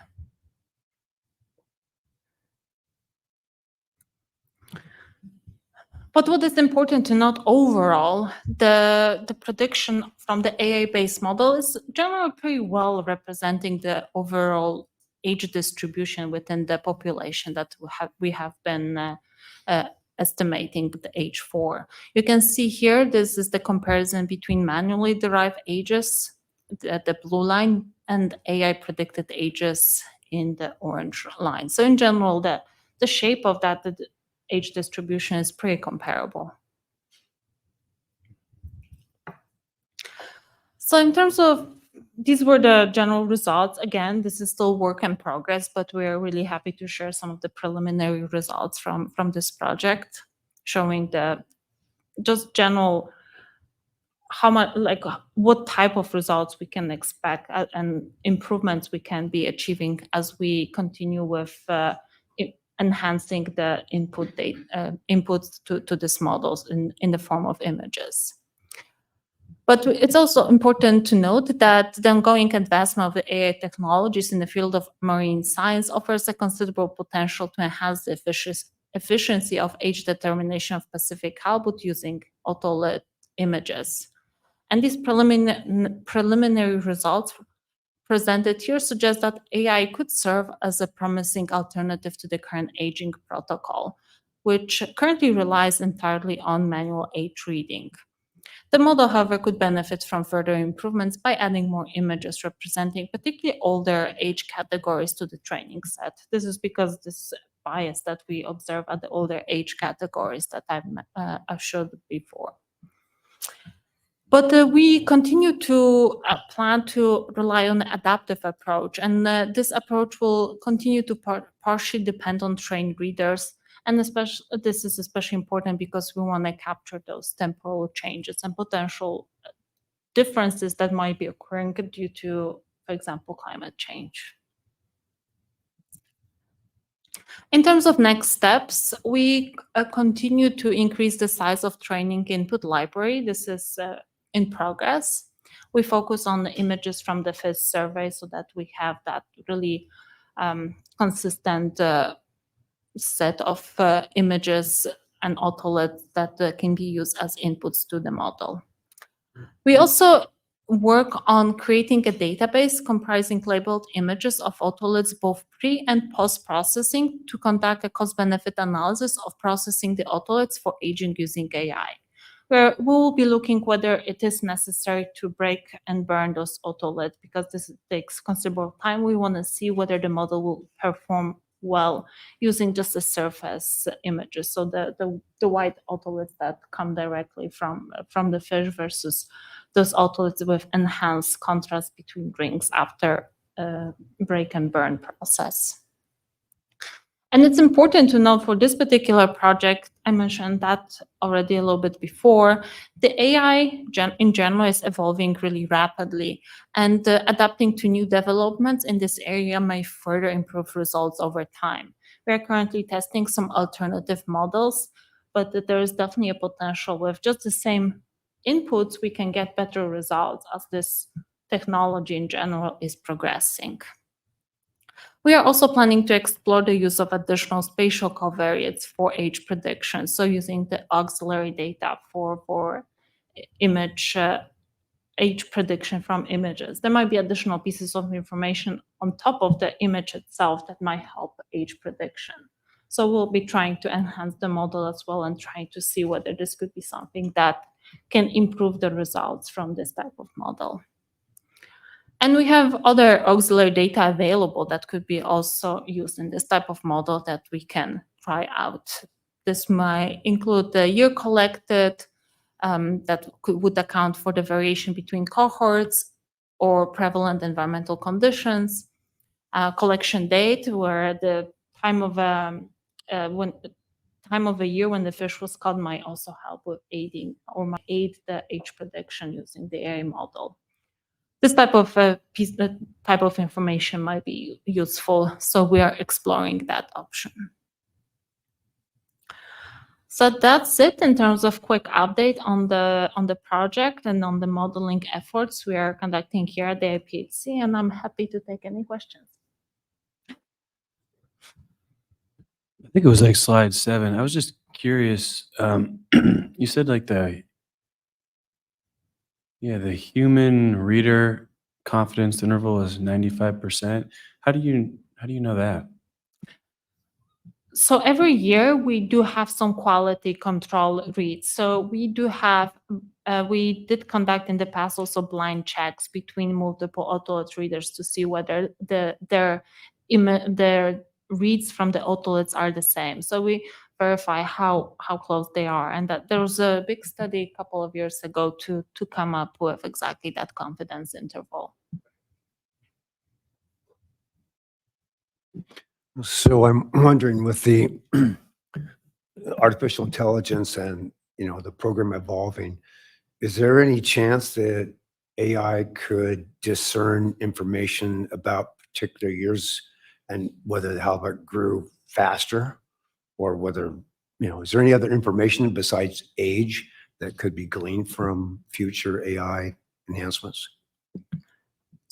So we did hear about this idea before, and we are planning to explore it a little bit more. This is a little bit more complicated because you would need to look at the growth increments specifically. So you need to train the model or figure out the way how to kind of get that information about the specific, the size of a specific rings, versus currently we have that it's a database that associates one number, the age, from the human reader with the image itself. So it's really 1-to-1.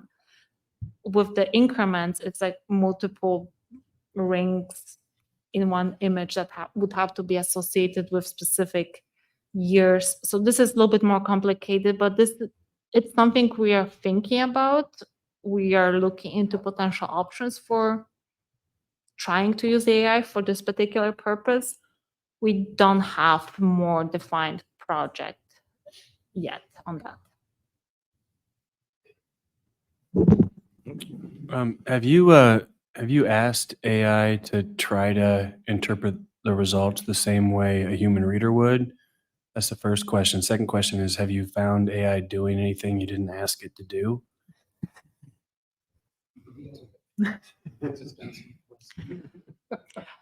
So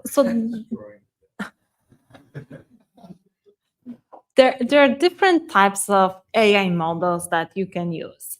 What we are currently using, it's a deep learning type of approach. So it's a little bit of like a black box. You give it an input in the form of an image and those human predicted ages, and we get the output in terms of predicted ages for the separate set of images. We do not, with this particular model, understand exactly what is driving specific results. We know that this type of models pretty much decompose the images into multiple separate layers and trying to get the result. We don't know whether it's exactly trying to replicate the type of thinking that we do as a kind of counting grains. There are some other projects that have been trying to visualize visualize the aging process using AI and trying to kind of mark every ring. But keep in mind, this type of model that would try to visualize the specific process requires training that model in the same process. It means we would have to generate the data set with every image, with every ring accounted for.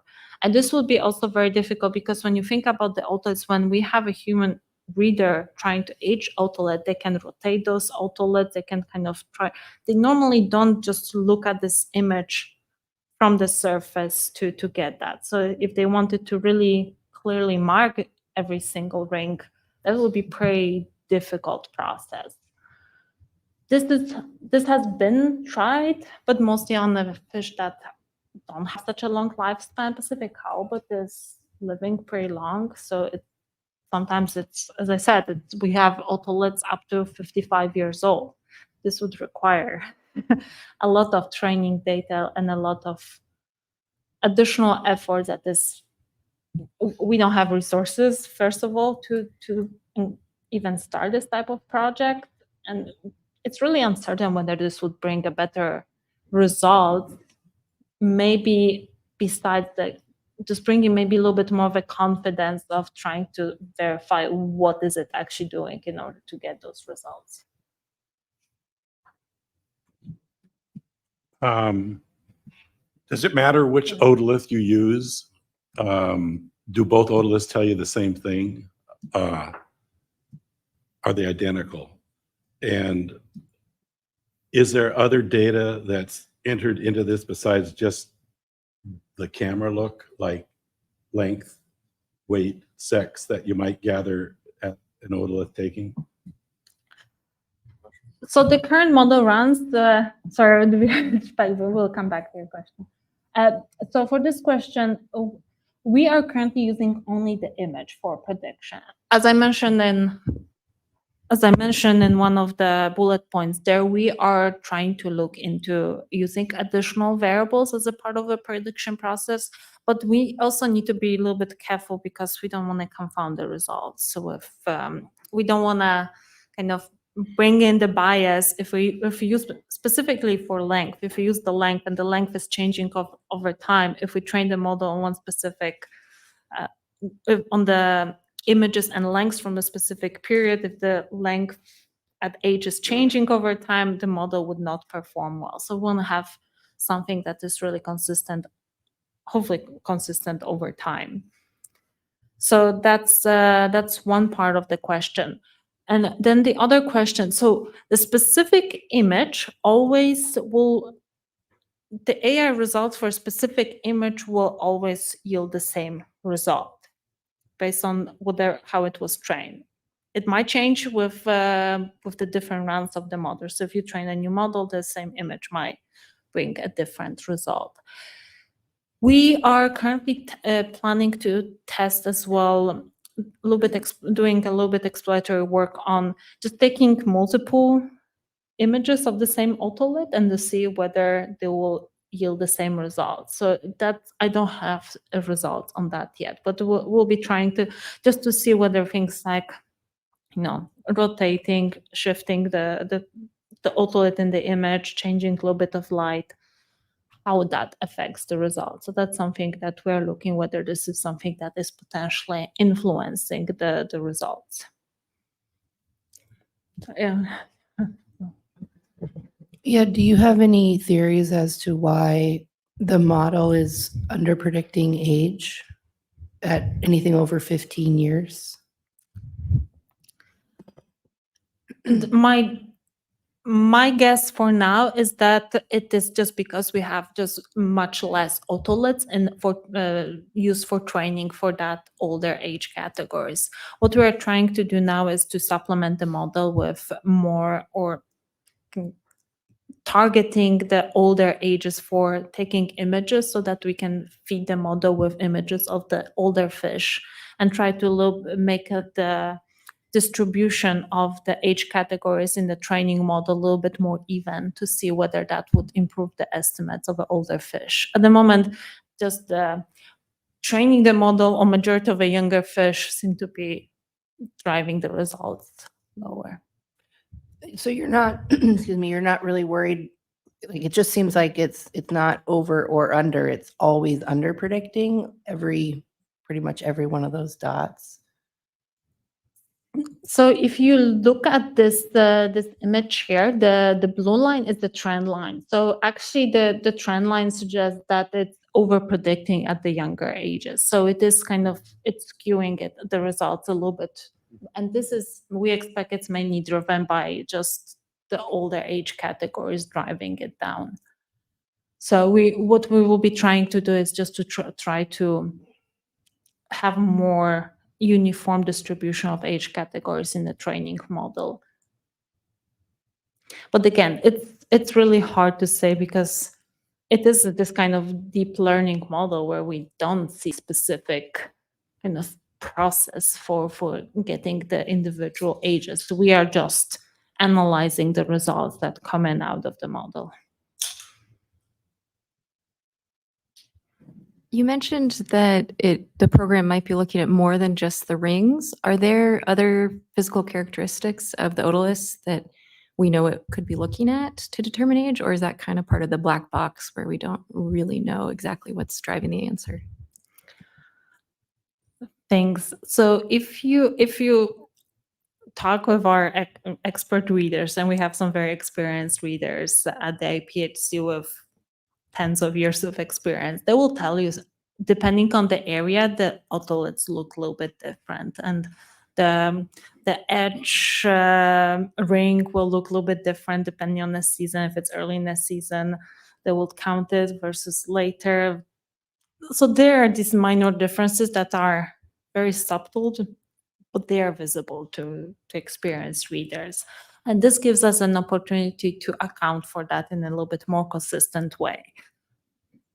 But without exactly knowing, it might identify additional features that we don't know about. But we do know that there are some visible differences that experienced readers can identify. So do you tell the program, for instance, if it was harvested in the spring or the fall?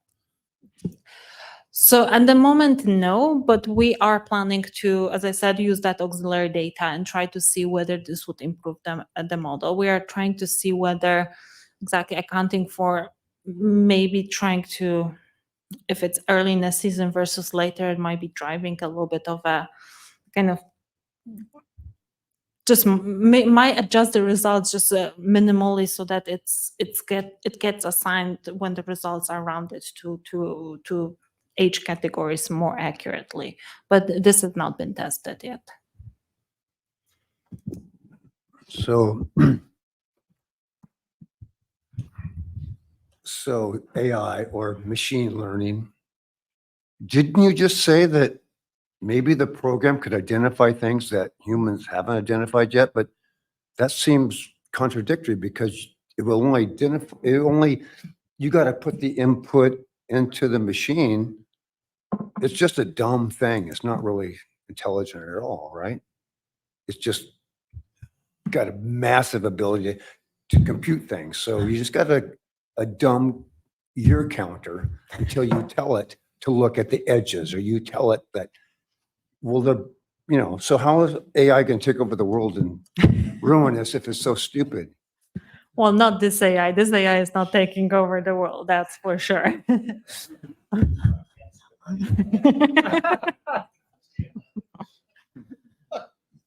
I wish I was working on that advanced applications. This is a relatively simple application. But as I said, that's why what we're looking at is kind of trying to see if the newer models will be improving the estimates, because we are currently operated at the CNN model that is a couple of years old, and we are certainly not at the forefront of the developments in AI and all.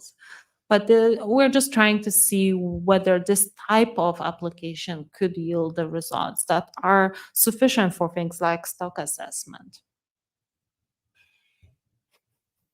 So you collect these every year on the survey, and then you analyze them on an annual basis. You're not backlogged in your analysis on what you're collecting, right? So currently, so when we started the project, we wanted to make sure that we account for a wide range of locations where the otoliths are coming from. So that's why the first test models we have been running on the specifically 2019 Fishery Independent Setline survey, because that was the last survey that really covered a wide range of areas. Overall, we hope to have a more of a kind of cross section of different years that will be feeding the model. At this stage, this model is more of a proof of concept whether this could be helpful or whether this could be used as a supplementary source for aging Pacific halibut. We do hope that in general, this would be one of the methods that feed the models that feed management decision, so that we do not maybe necessarily need to manually age all otoliths that come from, and we age otoliths from both the Fishery Independent Setline survey as well as the commercial sector. And for some years, we also age recreational otoliths from ADFG that we receive, as well as otoliths from the NOAA Troll survey. Yeah, so your human readers are keeping up currently about what's being harvested. And so what is the predominant age of what's being landed now? Is it down on the lower end, obviously? That will be a question for Ian. Yeah, we've seen the continued shift from the 2005 year class, which was really important up until the last few years, to the 2012s, and some evidence of something in the 2016 range in the most recent data. So we've absolutely seen a shift from older to younger fish, and it's gotten progressively more pronounced over the last couple of years. So what you all have said about a lot of small fish, absolutely. Some of those are even 8 years old. So where are all the big fish? Gone. We caught them. Yes. The 2005 year class has largely run its course. And, 10 years ago, we were still fishing the tail end of the 87 year class because that was huge and lasted forever. But now we're in a situation where these year classes are turning over more quickly. And what we're seeing is that the stock is now dominated by these younger year classes. In fact, the spawning biomass, a lot of that is going to be the 12-year-olds, which are still on the young end of spawning age. Ian, what do you mean they're turning over more quickly, the year classes? I don't understand what that means. When we have a really big year class, they tend to last a long time. We fish on that year class year after year after year. When they're smaller, it doesn't take us as long to catch them, and so they don't last as long in the age structure. So particularly that 87 year class, we got over 200 million pounds of yield out of that single year class. We obviously couldn't get it all in 1 year. It lasted us all the way through the 2000s. But these younger year classes haven't been as big, and so they don't last us as long. And so we're progressing through the year classes more quickly than we did, say, 10 or 15 years ago. So with them running smaller, then we're removing more animals out of the biomass too, which is For the same factor amount too. of catch, yeah, it's more fish because they're smaller. And they don't reproduce as efficiently as the bigger fish either, right? Yeah, you're about to hear about a lot about our maturity studies, but yeah, we're definitely catching fish that are on both sides of the maturity curve, even given the new results we have. A lot of the commercial catch is fish that have not matured yet. So when you're looking at otoliths, can you see environmental, do you think it's identify environmental conditions in those rings too, or? At this stage, we can't say, but we want to make sure that we are prepared for that. We would not want to train the model on just kind of single year and not being able to account for this type of eventuality, because it might be something pretty subtle that might not be necessarily easy identified by a human reader, but it might be something that is pronounced well enough on the image for the auto kind of software that looks into, as I said, multiple features of this image. It's really hard for people to, because if a human reader is focused on counting rings, it might not be necessarily kind of looking at different types of features that might be reflective of over time changes. So if we wanted to implement this method for production over time using in things like stock assessment, we would want to make sure we have a good cross section of years that the model is trained on to account for that. So right now it's predicting 33.3%, correct? What accuracy rate do we need it to get to before we start having a discussion about whether we want this to go mainstream or not?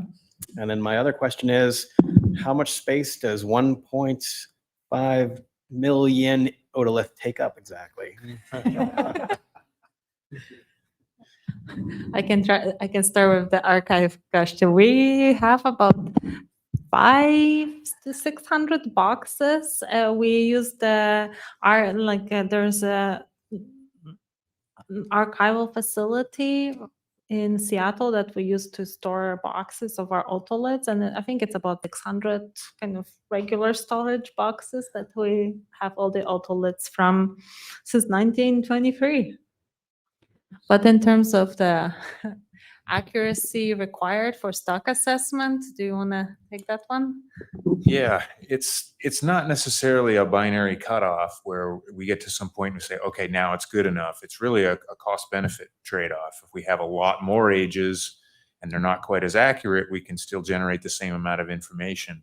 The key is going to be consistency. So if we develop a model that predicts ages really well, but then we put next year's otoliths in and it doesn't do very well, that's difficult to deal with. But even if it's off a little bit, if it looks like, say, that blue line here and it under predicts a little bit, we can account for that when we use the ages, but it needs to be that same blue line every year. If that blue line is one year it's low and the next year it's high, that means we have to retrain it every year and the value is less. So what we really, I think, are focused on in the beginning, as Basha said, we're in proof of concept. And then the next step is how repeatable and how consistent is this going to be if we say, now predict ages in the Bering Sea and now predict ages from next year, or from the fishery in the spring or the fishery in the fall, and make sure it's really working across the whole suite of ages we've got. And then we'll know when it starts to be able to do that reasonably well, I think we'll have a better idea of that it's getting closer to ready for assessment use.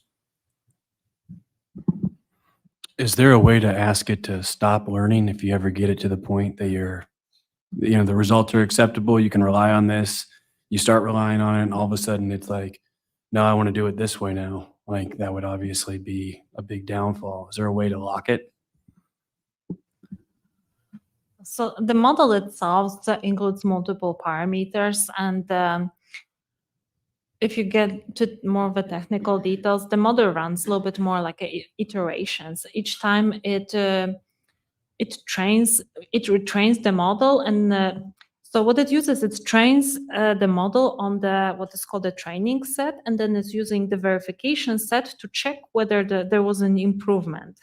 If there was an improvement, it overrides the previous model, and it runs through those iterations, which are in the AI, they are called epochs, and you can set how many epochs you want that model to run through. On top of that, you set what is called patience. Patience is like if there's no improvement over this number of epochs, the model stops and ends up. This way, if you will prevent what is called overfitting. You don't want the model try to repeat the patterns seen only in these particular images. You want to stop the model at the when it's still generalizable to new images. So there's a lot of parameters this type of model is using to kind of generate the results that we are looking at.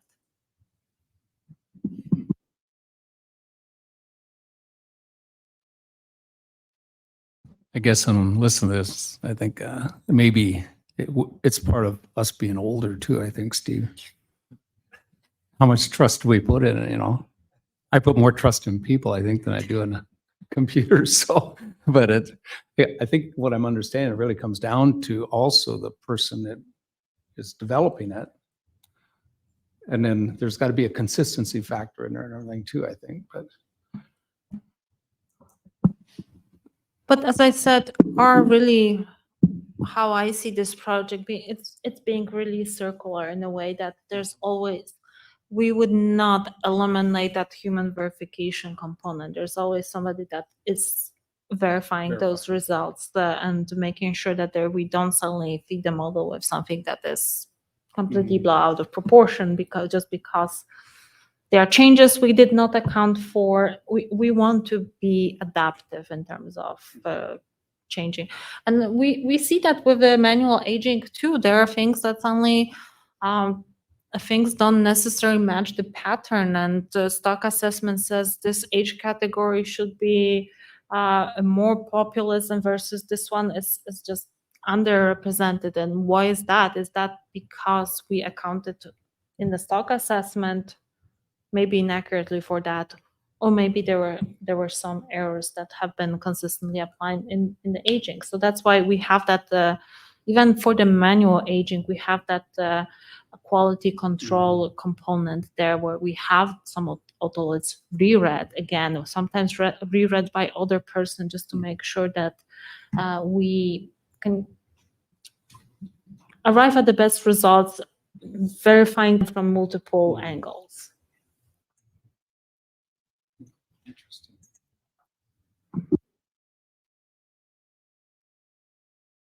One more question. So the idea behind this is eventually we're hoping to save money by not having as many readers, human readers, and being able to use this. What's the long-term plan for this research? How many years forward are we going to be trying to dial in this AI model before someone makes a decision? It's not working. It's costing us too much. Let's drop it and stick with people.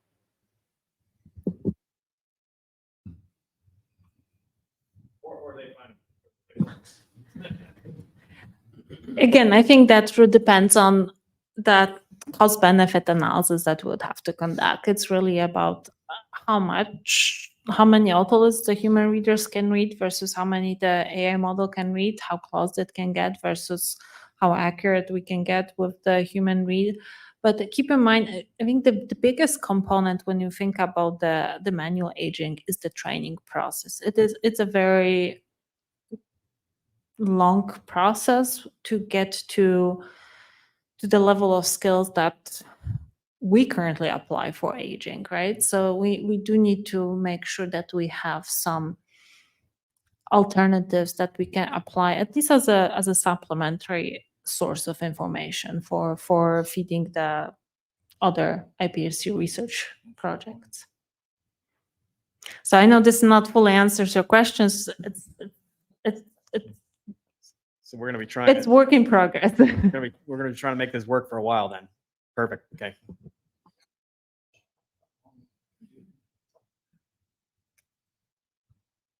If I was an active member of the fraternal organization of the Society of Otolith Readers, I'd be very worried. I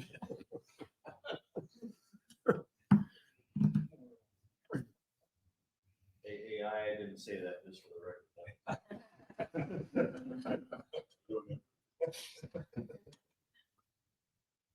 There is a society. Correct. That there is a group for, it's called care, but just what is it? Committee of Age Committee- Reading Experts. Yeah, Committee of the Age Reading Experts. Not a huge club. It's Small. small.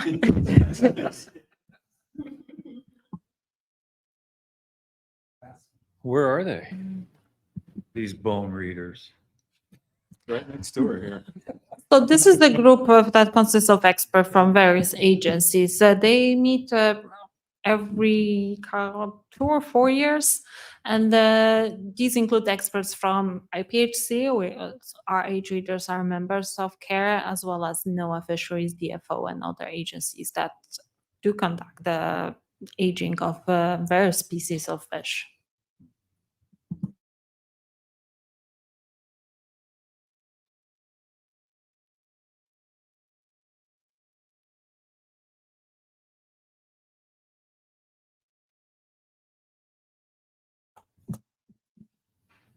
I'll just mention maybe one other interesting aspect of this type of agent is also that you can think about this method being used as a complementary method with the human reader in terms of kind of trying to identify also, you can think about it in a way that the AI might be able to read simpler otoliths and then just kind of spit out, oh, this one is difficult, send it for a trained reader. So you can also think about kind of mixed methods that could be applied in the future where you have this kind of additional level of verification for the otoliths that are deemed just difficult just because there have been maybe older or coming from fish that went through different environmental conditions or for whatever reason, it looks a little bit different in comparison to the training set.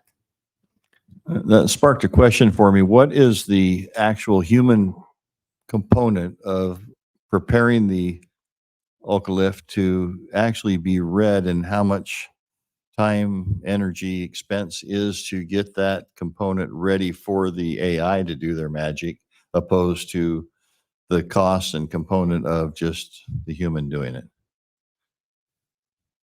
I think so. So the major component and the major saving that we see is the training component. It just takes a lot of time for the person to train and learn into being an efficient reader that provides the results with a high degree of accuracy.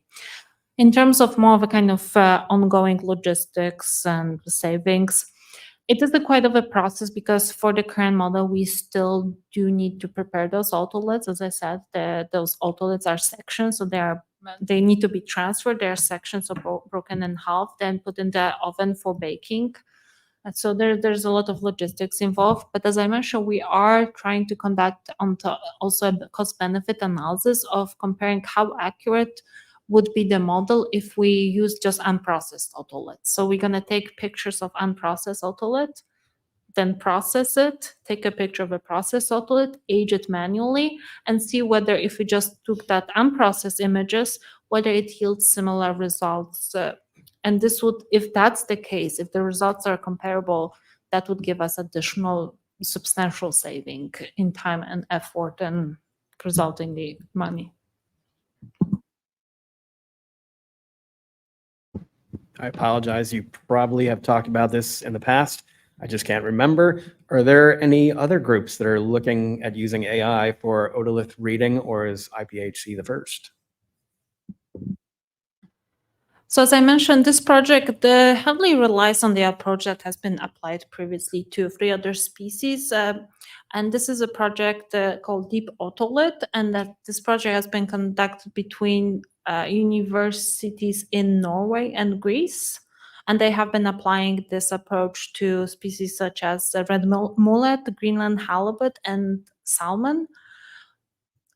There are a couple of applications, but more on the academic side. There's no production level use of AI as of now that I know of. Although I know NOAA is progressing pretty quickly, but they're using a little bit different approach. They're using not images of the otolith, they're using spectra from the otolith. So it's a very different type of input for training AI model to get the images.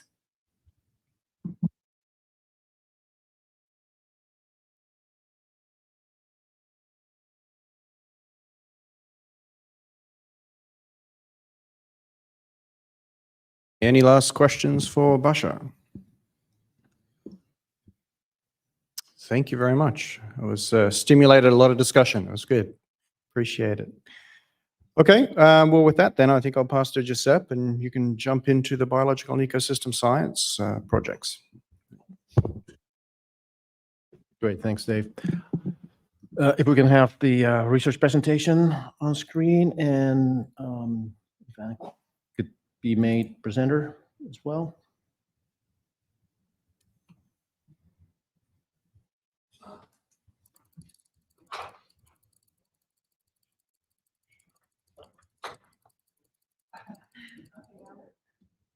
All right, thanks.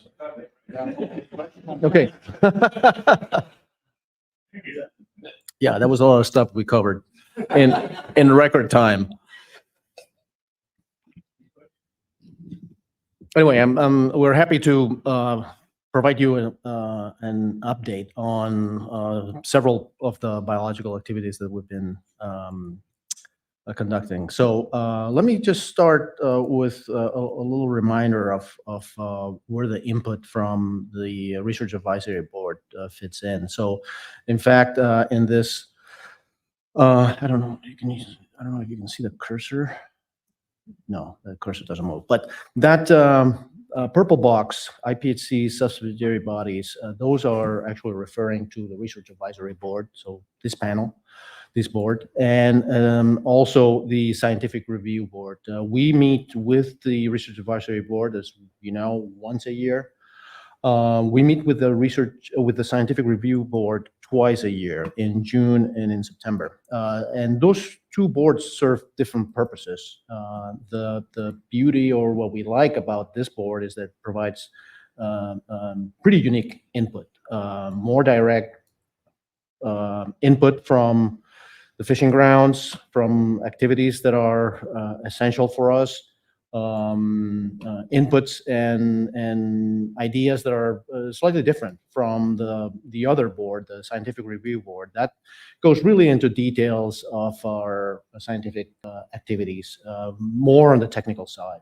So for strategic purposes and moving forward and addressing issues that are of importance for the fishery, this board is crucial for us. So you'll see that there's an arrow that fits into that red box. That's the biological and ecosystem, biological and ecological research science branch, what we call, and that also feeds into the needs of stock assessment and management strategy evaluation. But also stock assessment and management strategy evaluation derive questions and pose questions that we're able to answer. There's also a box under the MSc, that's that blue box that is colored in yellow. That's basic and applied understanding. That's pretty critical for us as well. And that is to explore several of the ideas without the direct need to link it with immediate stock assessment of management strategy evaluation needs. That's also an important source of information.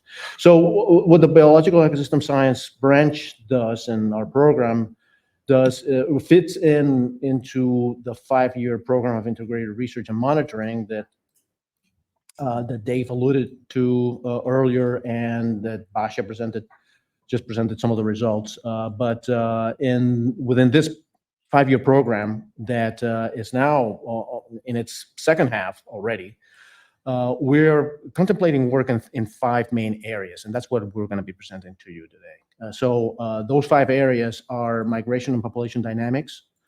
You'll hear that from Andy Jasonowicz on the pretty novel results that we have on population structure. Then the second area is reproduction, and we also have some novel results on maturity that Colin Jones is going to be describing to you.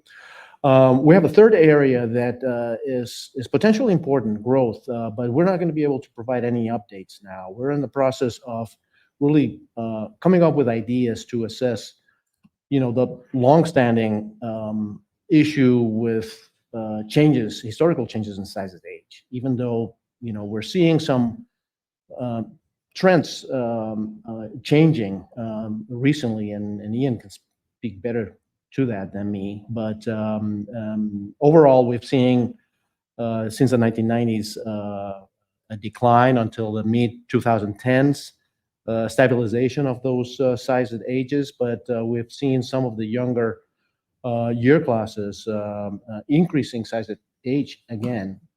So that may be a time to revisit some of the ideas on growth. But we don't have anything really to show you yet on that, hopefully next year. The fourth area is one that we've been working for several years. That's mortality and survival assessment, and you'll hear that from Claude Dijkstra. And there you'll recall that we've been talking about the estimation of discard mortality rates from the commercial and the recreational fishery. today you'll just hear about the results from the DMRs in the recreational fishery. The longline fishery, that study is completed. We've reported on it. And the discard mortality rates that we estimated are fairly consistent with what's being used today.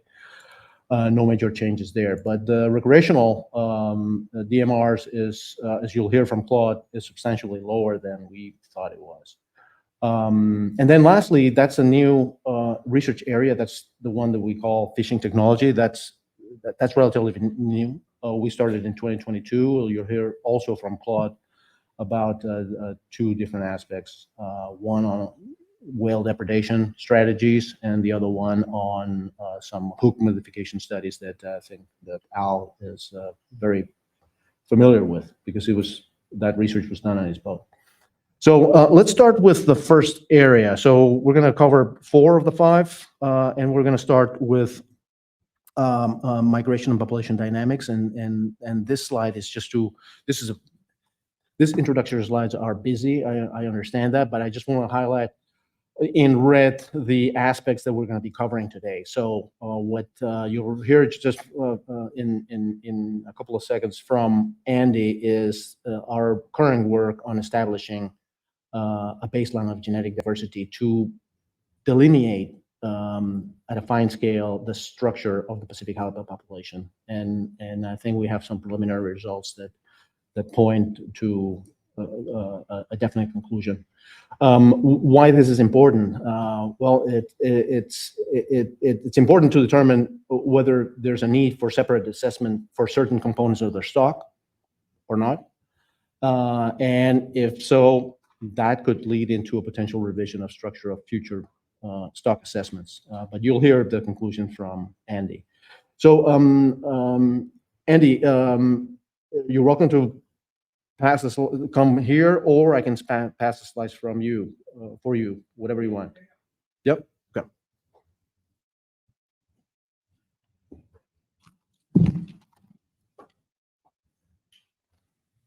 Yeah.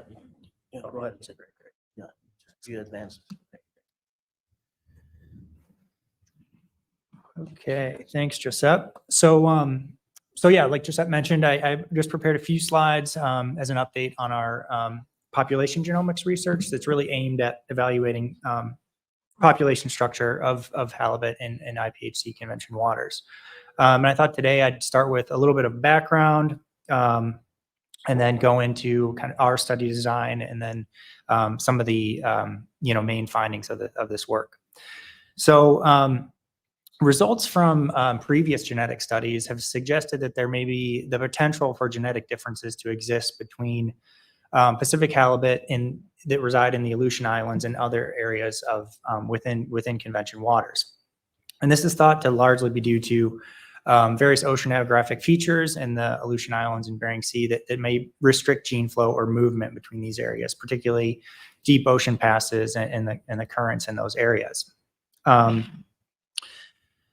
I will say that kind of a couple important points about these previous studies is that they use relatively older genetic techniques. Technology's advanced quite a bit since these studies have been published. So we have much more high resolution methods available to us today. And the differences that these studies had found have really been associated with samples that were collected during the summertime when fish are on the feeding grounds. And so in particular, the samples used from the Aleutian Islands for these studies may not necessarily be representative of spawning groups in those areas. So really, yeah, the main objective of this work is to use more modern genomic methods to resolve the genetic structure of Pacific halibut in IPHC convention waters. So, like I mentioned, previous studies had incorporated samples collected in the summertime, and in this study, we're utilizing samples collected exclusively from spawning groups, meaning they were collected in the wintertime. And you can see the various locations that we have samples available for this work.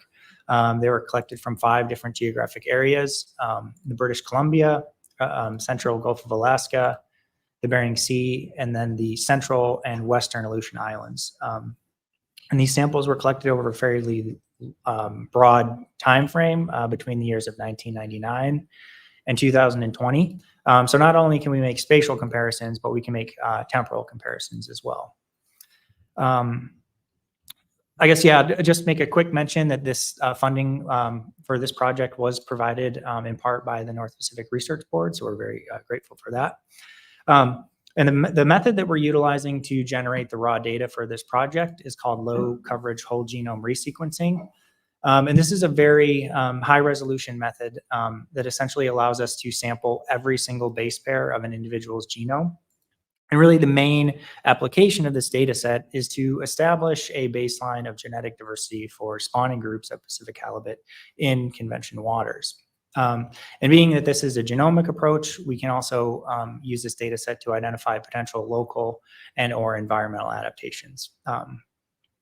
So in the blue box, I just have kind of a brief summary of the data set that we're working with today. So the current data set we have consists of 570 individuals. We targeted 50 per sample collection. And so the 570 is kind of the quality control filtered data set. We lost a few samples through those processing steps.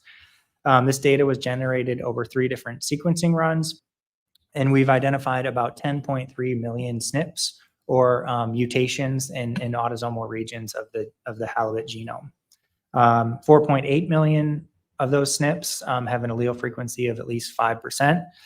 So that indicates that we have a lot of very rare mutations in the halibut population, but still plenty of SNPs available for the analyses that we have planned.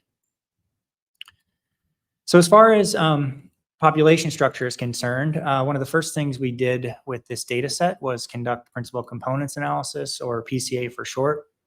And this is a dimensionality reduction technique. So it's a really nice tool for visualizing these large, highly dimensional genomic data sets. And really the main output of this analysis is shown in the figure here. And so here, each point represents an individual fish. And those points are colored by, or those individuals are colored by the geographic area in which they were sampled from. And then the lines, the colored lines represent 95% confidence ellipses associated with each geographic area. And what you might notice here is that really we're only able to resolve kind of a single group of fish here. There's no distinct clusters that are formed when we perform this analysis. And if you look at the various geographic areas, there's a lot of overlap among them, again, suggesting kind of just a lack of general structure present in our data set. So to kind of go beyond the method of the eyeball with something a little more objective, we followed this up with some unsupervised clustering analyses, and these essentially allow us to test for the presence of discrete genetic groups. And I'll just say that those analyses also weren't unable to, partition the data set into distinct clusters, suggesting, we're dealing with a single genetic group of halibut here. So following that up, we also performed assignment testing, and essentially this would be considered a supervised method where we're essentially trying to assign individuals back to the population in which they were sampled from. So we have to, define our reference populations ahead of time. In this case, we use the geographic areas that were sampled. And then we also assess that assignment accuracy using cross-validation techniques. So half of the data set was used for training or defining those reference populations. And then the testing portion of the data set, the other half of the data set, was used to assess the actual assignment accuracy because we know which spawning grounds those samples came from. And I'll just say we observed a 34.7% assignment accuracy overall, which is relatively low compared to other studies in the literature. But what is interesting is here was when we did this, all of the samples actually assigned back to the Gulf of Alaska with fairly high probability.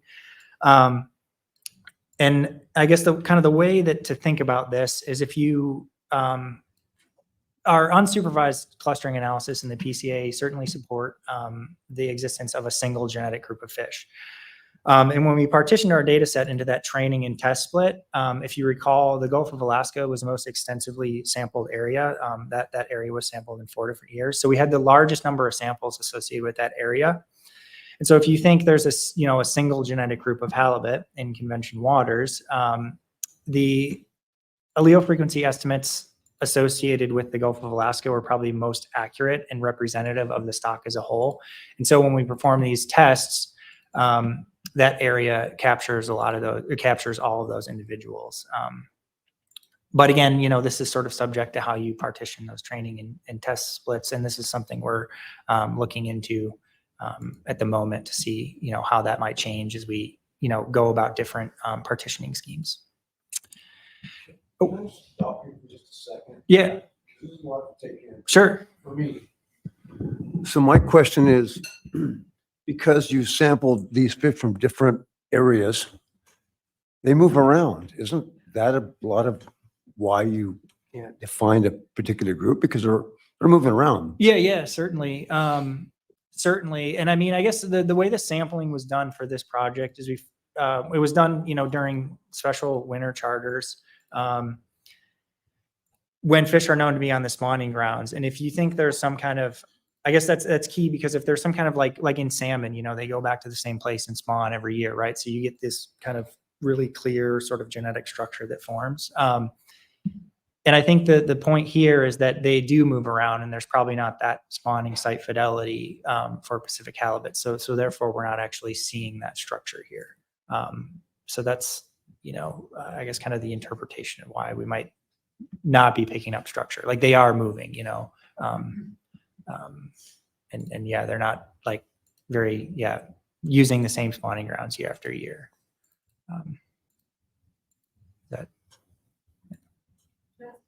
Yeah. It looked like Western Aleutians and Bering Sea are pretty distinct from each other. Am I looking at that right? That you certainly are looking at that correctly. So there is, like I said, we also have, we can make temporal comparisons as well with this data set. But that seems to be like kind of a confounding factor here. So the last time that the samples we have from the Bering Sea, those were collected in 2004 and 2007. And really the only samples we have from the Western Aleutian Islands were collected in 2020. So there's quite a bit of a, time, gap in time there. And if you look at the Central Aleutians, they kind of overlap both of those groups. And we sampled that area in 2007 and 2020. And if you kind of look at it on a time basis, they do kind of, so there's something going on with time as well. Yep. So are you saying that the spawning is this showing that maybe that the spawning grounds are more habitat driven for the spawning opposed to genetics? Is that accurate or not? I mean, or is there historical spawning grounds that you're finding opposed to like the salmon, say genetically they got one strain that is going to the Red River or whatever? Yeah, I mean, I guess the way to think about it is that like a single halibut might not revisit this same spawning ground throughout its whole life. It might say maybe it spawns in British Columbia one year and then it is in the Gulf of Alaska next. That kind of, that might be, the way to more opportunistic. Yeah.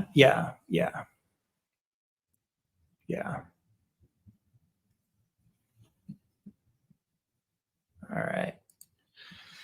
So this is all I have. Yeah. So basically in conclusion, the analyses that we've done to date, we're unable to really detect any discrete genetic groups of halibut in IPHC convention waters.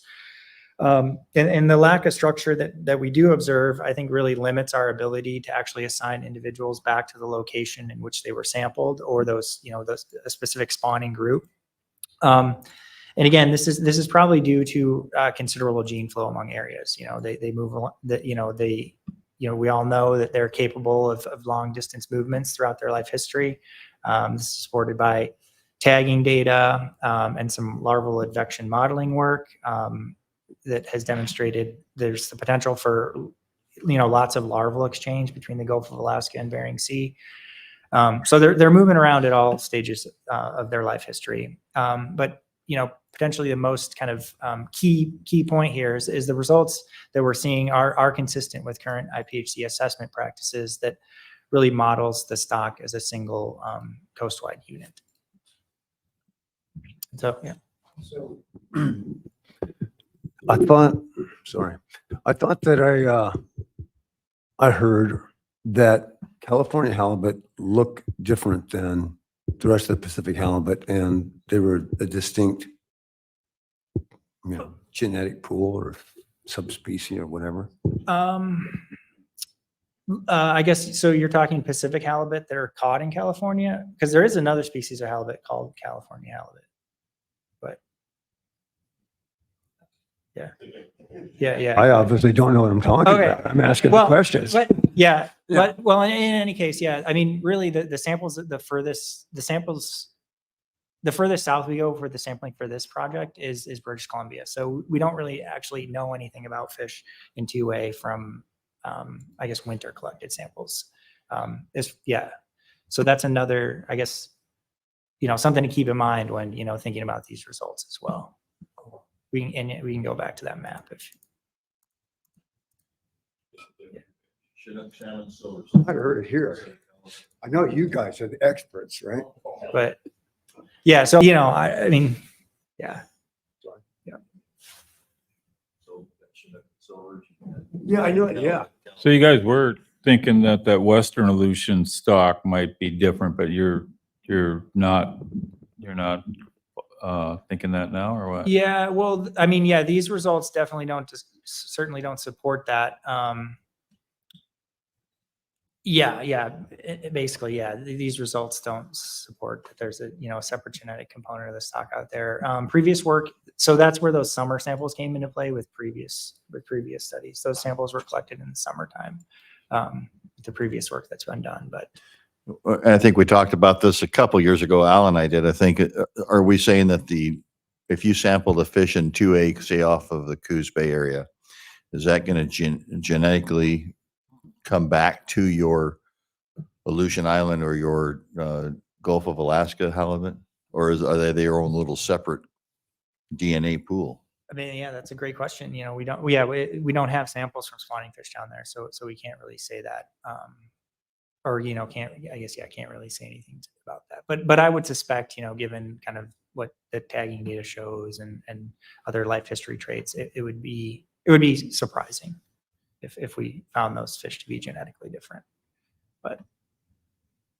And how does this compare with the tagging results? I mean, did you guys do a comparison with that? Well, certainly the movement rates that have been published on, based off of, tag data, certainly these results aren't necessarily surprising given those rates that we've, seen. So, because with, genetics, it often can take even relatively small, rates of movement to kind of homogenize genetic diversity, if you will.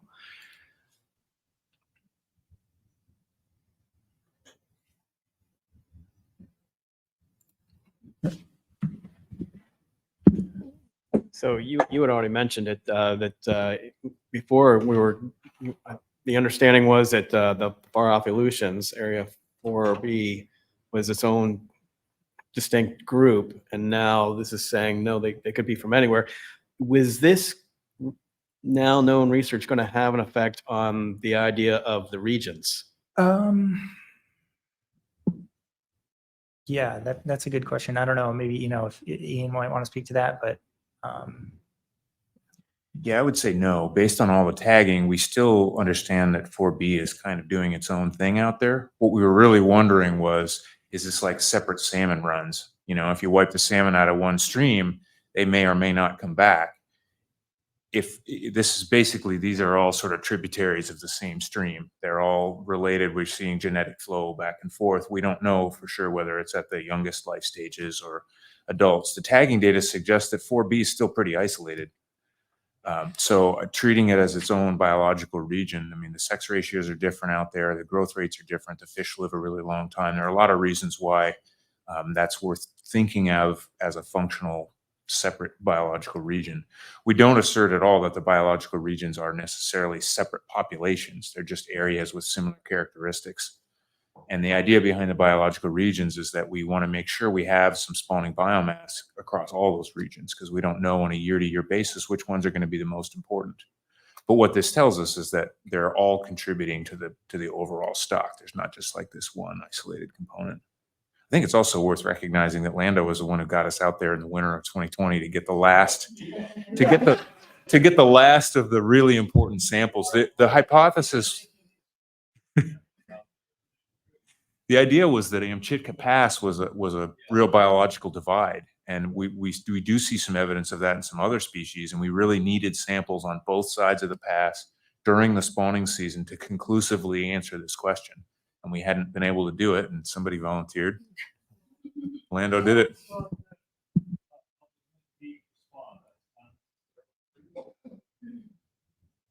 A lot of the samples we got weren't big at all, but they were sexually mature, ready to spawn. Right. So I think the actual spawning event, as we understand it, would generally be in deeper water. But the idea is in the wintertime, we can catch these fish in the areas that they're going to be when they spawn.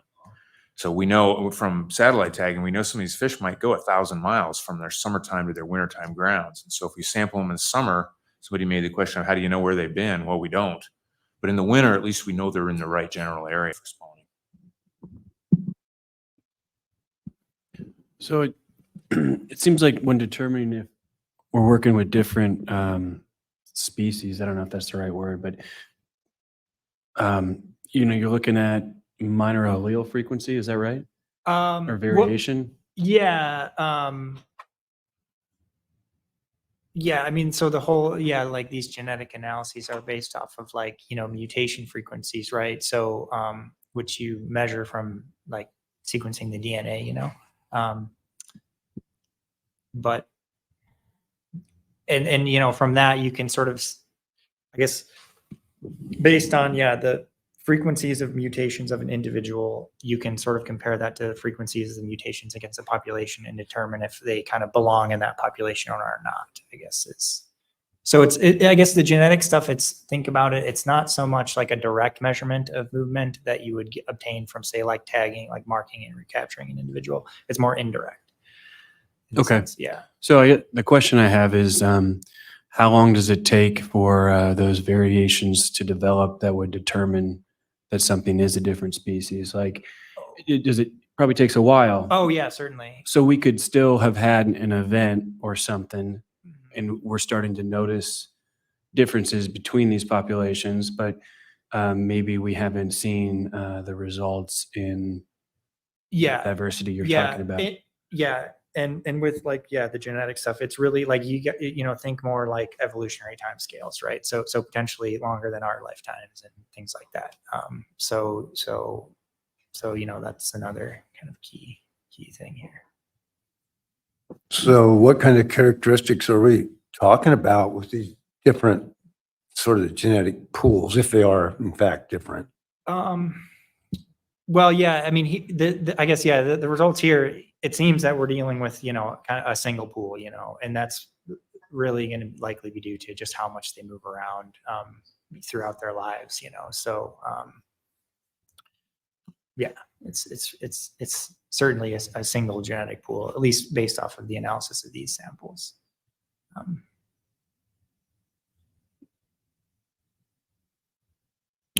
Was the like the thought that they might be different originally, did that come from the fact that like when you're fishing out west, the poke seemed to be bigger and the sex organs seemed to be bigger? Is that what drove this in the first place, or?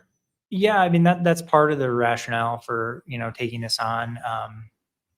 And like I said, previous studies had found, evidence that there might be differences out there too. So, and, technology's advanced quite a bit since then. So we, thought it'd be a good idea to, revisit this with, like Ian mentioned, the help of Lando and, getting somebody willing to actually go out and get those winter samples out there.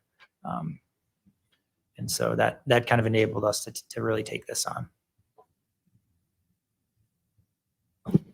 So I'm sorry to be ignorant here, but I'm just curious, would the the end purpose in this research be something like eugenics?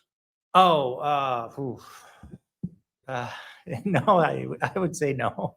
That's not the end purpose. No, yeah, that's definitely not the purpose.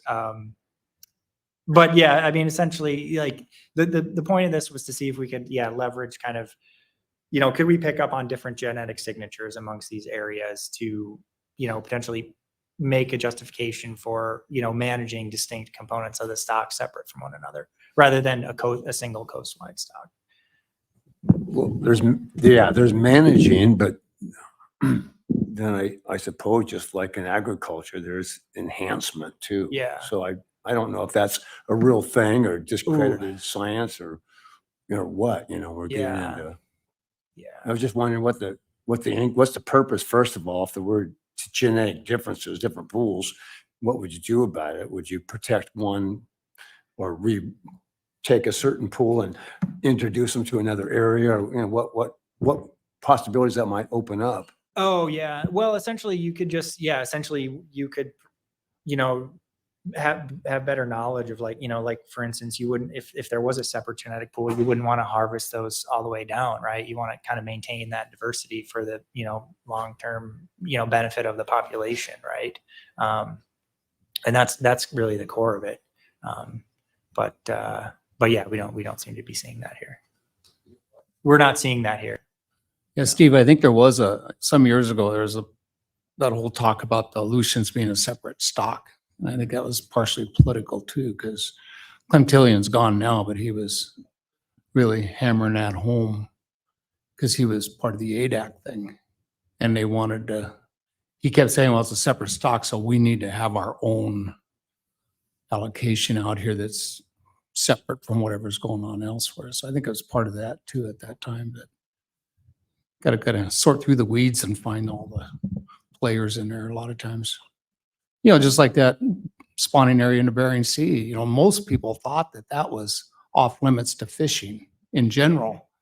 They didn't realize it was only off limits to halibut fishing. And the crazy thing about it is you and I wouldn't go fishing there anyway because they're all little baby fish. What's the point? But you got a trawl sector and a freezer longline sector that pounds that country. And the crab too. I mean, they just pound that. That's one of the biggest spawning areas around. But it's been pounded for 50 years. The foreigners did it before the Americans took over and started beating it up. So I'm kind of amazed we have a resource left sometimes. Clem Tillion didn't seem to shy away from saying what he thought, regardless of the politics, as I recall. Is there a place for ground truthing some of this theory or data with, say, archival satellite tags for the return to the spawning grounds? Or would that be too small of a sample to conclude anything? Yeah, I mean, you do run into like sample size problems. It would be, I mean, that sort of a thing would be like a really interesting type of study to do, because you would be able to verify like, actual fish that move and what kind of their genetics look like versus maybe say fish that don't move. But yeah, just thinking about kind of the logistics of taking on a study like that, that'd be a pretty heavy lift. But certainly, really interesting from, kind of a scientific perspective for sure.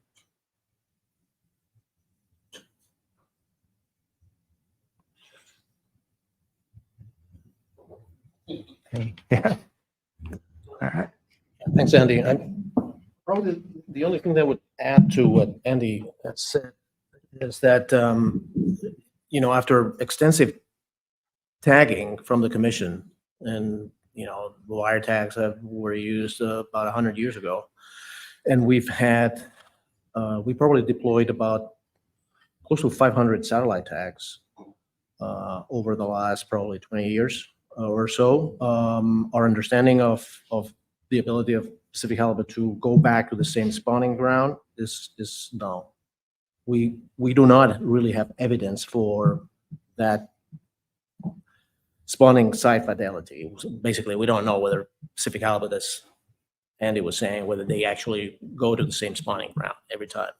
What we have better evidence is that Pacific halibut will go to feeding grounds with much higher fidelity. They may go and feed during the summer in the same area every year. But for determining population structure, which was what Andy was talking about, we have to use samples that are collected during the winter, which when fish move less. What we know is that there's those, inshore, offshore migration. So fish go spawning in deeper areas. That's been shown by satellite tagging, and they spawn deep, as Ian was saying. Whether we catch them during the period of spawning or around the area of spawning, we're actually catching fish that are in the process of spawning anyway. So that's not an issue. But the other issue is that, of course, we're looking at a population structure within a political boundary, and we don't really know what the level of connectivity is between what we see on this side of the Pacific with the Western Pacific Ocean. Most likely there's connectivity between fish in Western Aleutians and the Russian coast, and with the adults. There's very likely, but we don't have any information. This study, if you were to do it correctly, you would have to include samples from all over the Pacific Ocean where Pacific halibut are found and they spawn. But we can only look at this side of the Pacific, so that's a confounding factor, and we have to think about that too. So the level of connectivity between the East and Western Pacific, it's something that we don't have that understanding at all. And with the current political climate with Russia, that's our aim to establish collaborations and get samples from Russia now are gone. So, but that's something that we need to keep in mind. There's Pacific halibut just don't live on this side of the Pacific. They actually occupy a much larger range. So, and it's possible that those fish in the Western Aleutians are probably better connected with the Western Pacific than with the Eastern Pacific. But as Andy was showing, most likely at the genetic level, it's the same stock, most likely. Although there could be, biological characteristics that differ along, it's a huge geographic area and the habitats are different. So it wouldn't be surprising to find some biological differences, but genetically speaking, the migration rates are large enough to homogenize the genetic pool. We're only dealing with one stock, basically. That's what we're finding from Andy's data so far. So that brings us to lunchtime. So I suggest that we take a break now